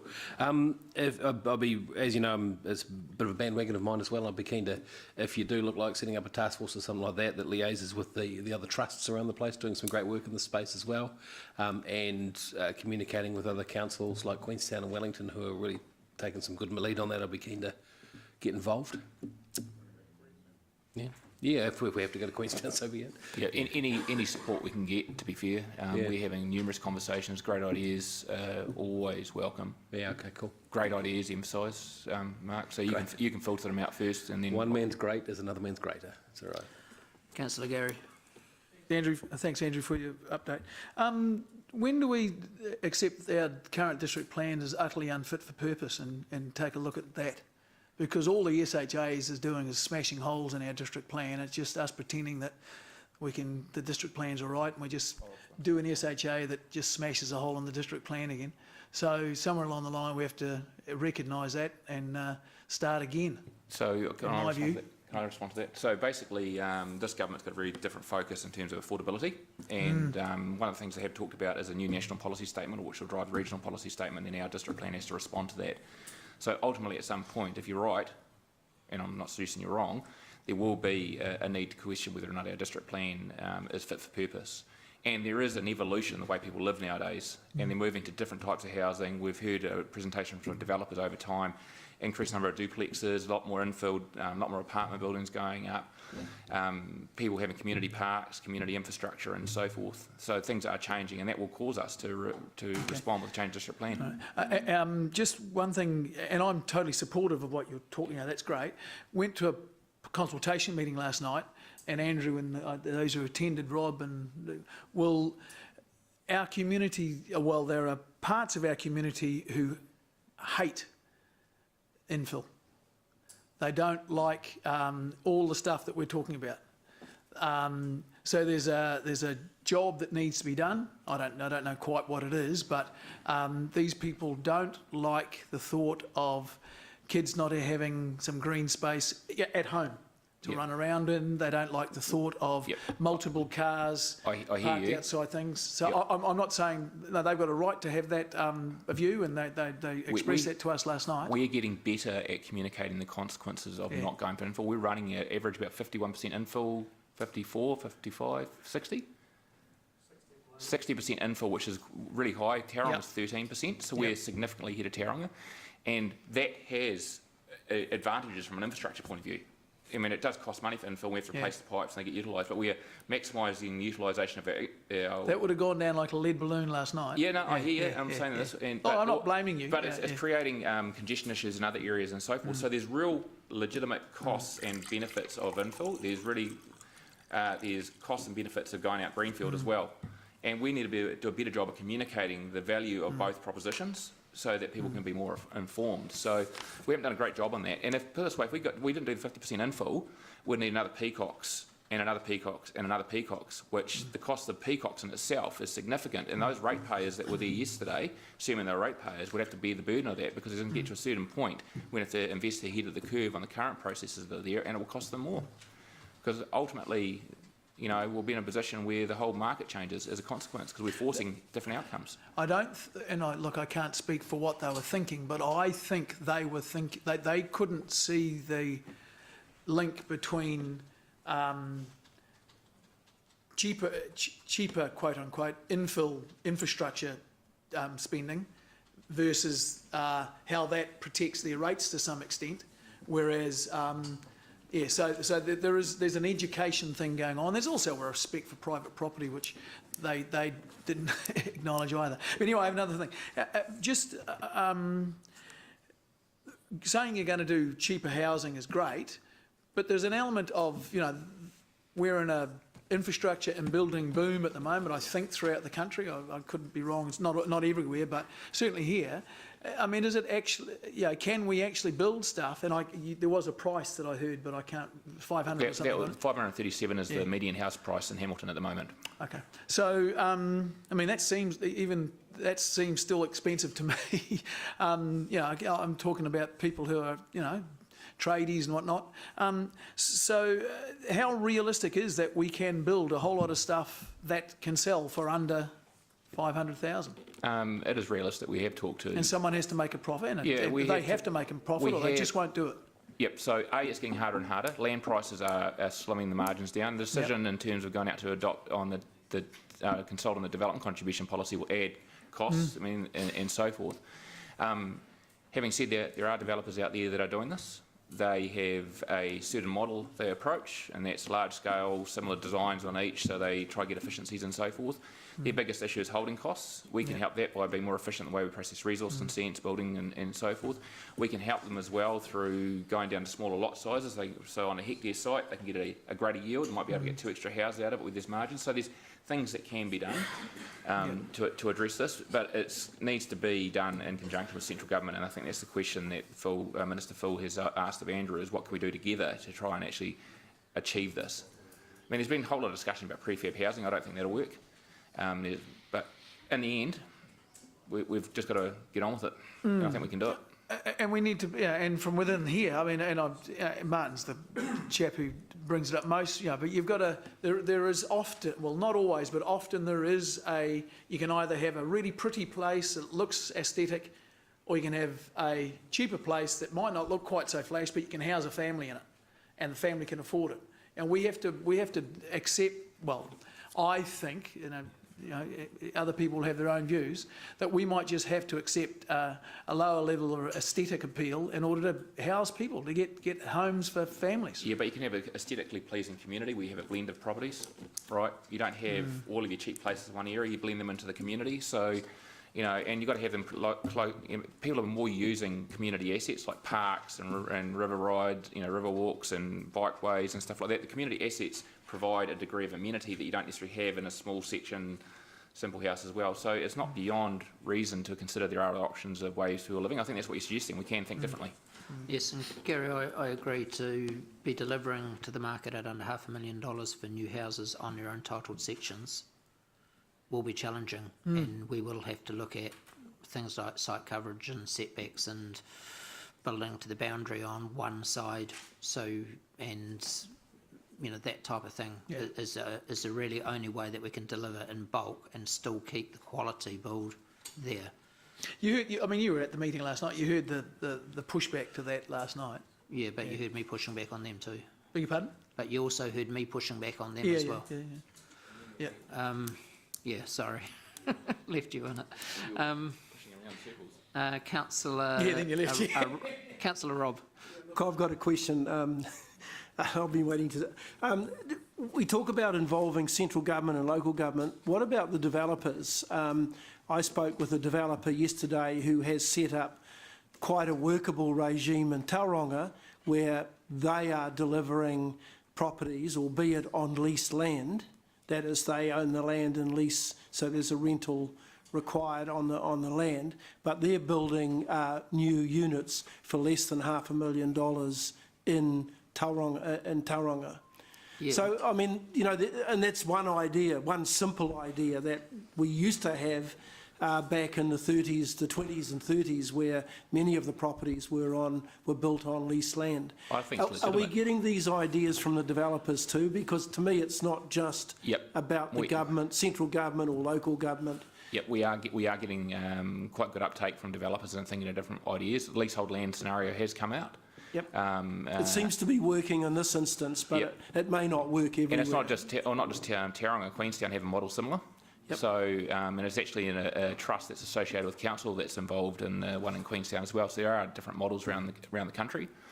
We just don't want to get into the Cornwall Park lease type scenario where after 21 years they bump up and scare people off the property. So there needs to be a good balance in the way you do it. But appreciate that. But that's only tinkering, isn't it? I'm looking here at the concepts of how we can get young families or first-time home buyers into homes for less than that $500,000. There are developers in Hamilton still building 3-bedroom houses for under $550,000 at the moment. Well, hang on. There's 2 that we can find. There's not many. Yeah, but developers is plural. But they are being. But my example with the lease land is that it's under 500,000, and it's a new build, and it's in either Tauranga or Papamoa, and it seems to be working. The uptake, the understanding that you're actually buying a house on leased land appears to have some market support insofar as still trading the consumer is concerned. In Napier and Hastings, they're still trading houses that were originally reclamation properties that were on leasehold land. They're still buying and selling those, and it's actually a common thing in the market, leasehold property. So it is done. Yeah. So are we talking enough with the developers to see what ideas they've got? Because I've had a meeting most recently as of today with a developer. I've got a meeting lined up with another developer. Under the cover of dark, might we ask? Under the cover of dark. Starting at 6:30 this morning to be exact. It was a legitimate meeting. It just started at 6:30. That's all. Yeah, I had my auditor and my lawyer with me. Did you get that, Elton? Okay, I think we've all debated and asked questions on this one, so let's just go to the vote to accept the verbal update. So we're just receiving it? Receiving the verbal update, yeah.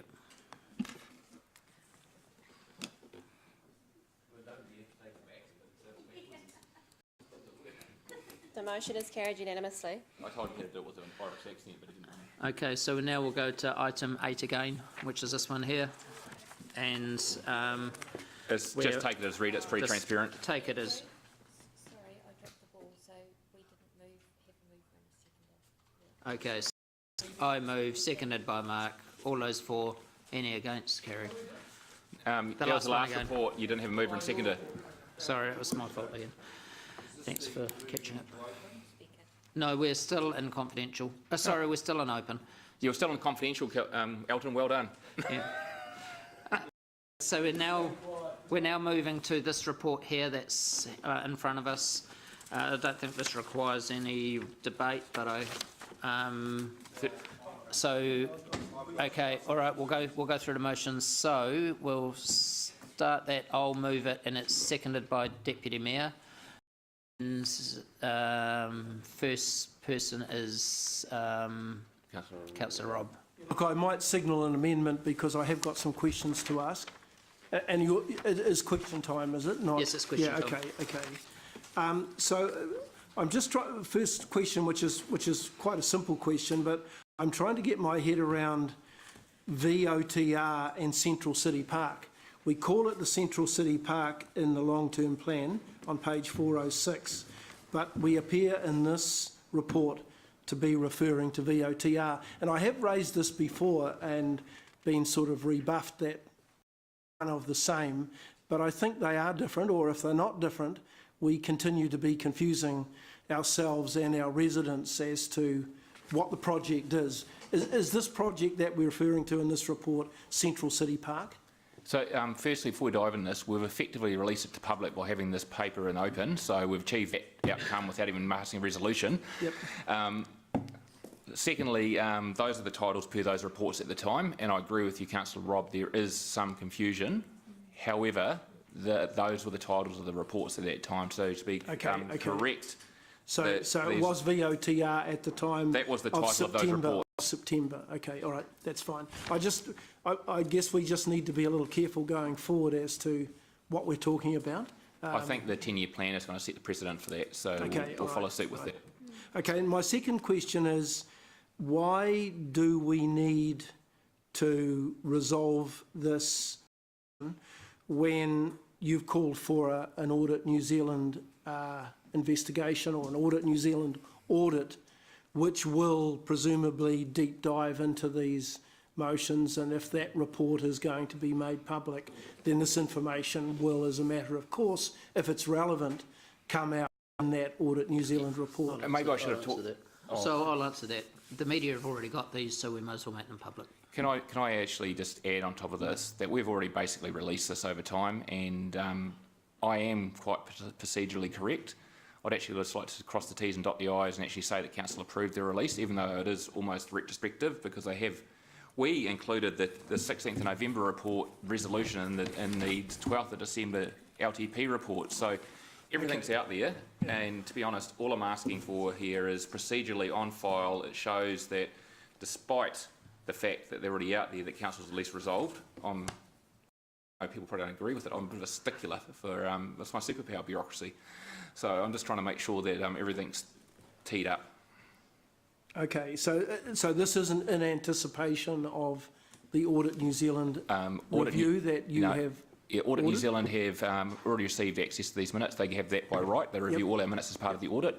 They have access and have already received, or will be receiving very soon once we hit the button, all my emails, everything like that. And all my emails have been released to the media as well. They've asked, there's been an official Local Government Official Information Act request. Okay. So all that stuff's out there. This one is just procedurally, just to get you guys to say, yep, then we're all sweet and clean, and no one can say that they released it or not. It's just all done and dusted in the meeting. Okay. And so my last question is then, are you comfortable with your current role in I won't use the word negotiating, in discussing with Audit New Zealand the scope and terms of reference of this audit review, given that you are potentially one of the participants in that review? I mean, you know... So can I respond to that, Councillor? So firstly, I've been extremely upfront with Audit New Zealand and the Chair of the Audit and Risk Committee in terms of what's going on. I was the one that suggested the review. I discussed that with Paul Connell and he agreed that it was a good idea. Well, actually, he emailed me saying that has merit, which is I said as a go. We had one phone call today on the scope where Paul Connell was in that meeting with me via phone, and I said to Paul, you're dealing with this, thank you very much. So that's pretty much how it's been done. So that's not the way it's sort of being presented in the media at the moment? I was caught on the hop yesterday with the media, and they asked me, have I discussed it with Audit New Zealand, and I said not yet, and it's not the media's fault that I responded that way, it's effectively the response. So that was both the Times and the Herald, wasn't No, it? the Herald Because the Herald have something that's come up today. Yeah, no, the Herald have an email from me saying that Paul Connell's doing the terms of reference. So Okay, well, that's possibly not the way that it's reported, but it may be just a matter but that's of the interpretation. facts. That's all right. That's the facts okay. I'm telling you today, and if you choose to check I with think you've answered my question. But Thank you. if you choose to check with Leon Petizar or Paul Connell, they'll confirm my version of events rather than the media's version of the events. Okay. Deputy Mayor. No, I only have commentary. I don't have questions. I have some comment. Okay, so I've moved this. It's been seconded by the Deputy Mayor, and now go to debate. Since we've gone here in this discussion, this has been a lesson for me. As you know, do everything in public. The 2 meetings that we had in confidential over buying property, and it's pretty good reason to be in confidential, went straight to the media, which isn't really good enough, but it's what's happened, and how that happened I don't know, and I'm not going digging. But it's just a lesson to me that we do things in public and we don't do things confidential going forward. And I won't be promoting anything going forward in confidential unless it really, really hits the mark. And this did, but it still went out, so it's very disappointing. I don't believe anyone's done anything wrong. This council instructed Richard to go and talk to the property owners, and that's by resolution. That wasn't by discussion, that was by resolution. And to have pinned this on Richard as though he's done something wrong is shocking. But the only way to stop this haunting this council for the rest of the next 18 months while we're here, for the rest of this triennium, is to spend a whole lot of money and resource and put this out to an independent auditor, Audit New Zealand of all people, to actually come back with a report which will show and shut down the foxes who are nibbling at some members and at our Chief Executive's heels. So let's this for a start, which is already out there. Let's make it official and let's get this audit underway, and let's shut this thing down and let our Chief Executive do what he does well, and that's to lead the city and not be tripped up by front page stories on things that every member in this table knows full well that there's nothing been done wrong here, in my opinion. And it's disappointing that we've set our Chief Executive up like this. But let's get to the bottom of it with an independent report. Deputy Mayor. Yes, I also want to publicly protect and commend the role of our Chief Executive, who is acting on a resolution of this council. The implication somehow, which I've read, that it's a bunch of white shoe Gold Coast developers, white shoes flying into town, is obviously quite wrong. And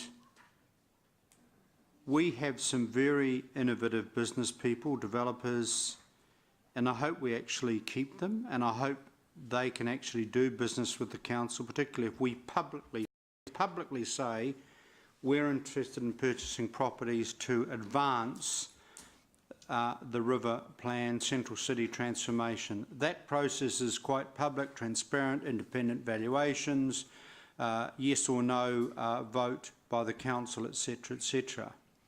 And the danger I see is that this city should look again across the Kaimais, and I keep saying this, have a look at Tauranga, high growth city like Auckland, have a look at what they're doing on their waterfront, have a look that they have this amazing geography, beautiful coastline, harbours, internationally stunning. Cruise ships call there, obviously, because for a reason, because it's a stunning place. And what do we do to accentuate our city and our development? Do we sort of smear developers? Do we smear those who put their head above the parapet? One of the best things that has happened, and I'm not relating momentum to this specific issue, but I'm going to make a point. If we want to keep the momentums of this world, if we want to keep people who want to give some philanthropic stuff back to the city, who want to do well economically in the city, but want to call back, think Perry's, think, you know, a number of great families in this town over the years, think the Braithwaites, a whole lot of people, then the best way to kill people is somehow by innuendo. So I totally welcome this report. And the only sin I think this council has created, is we want to be a vibrant, productive city, attracting investment people here. If there are some lessons from the Audit New Zealand report about our processes, we are absolutely open to that. But I hope we don't, dare I say it, kill initiative and kill some really great people we have in the city who I think want to do exciting things for our city. Councillor. Thank you, and I support what Martin said. I support also, Andrew, the comments that have been made about Richard. And I also particularly am concerned about the two chaps who I believe were close to slandered in this process. These are guys who have the best interest of the city at heart and have made a number of contributions to the city that out of their own pocket, out of their own time. It has been very, very disappointing to see those guys on the front pages of papers having their character challenged, and unfortunately this stuff sticks. I've spoken to both of them and haven't apologised because I didn't do anything myself, but just shared my concerns with them, and both of them are bloody perky as hell, which is a great, you know, testament to their character. But the situation that occurred, I think, was and I don't know what on earth anyone thought they could do benefiting from it, but it should never ever happen. That's me done. Can you just withdraw your one word? What? Done. Done. What? What word? You swore. Oh, did I? Just withdraw your word. Which word? What did I say? Can you withdraw it? Oh, which Thank word you. it was? Okay. Okay, so we'll go to the vote on the board on this one.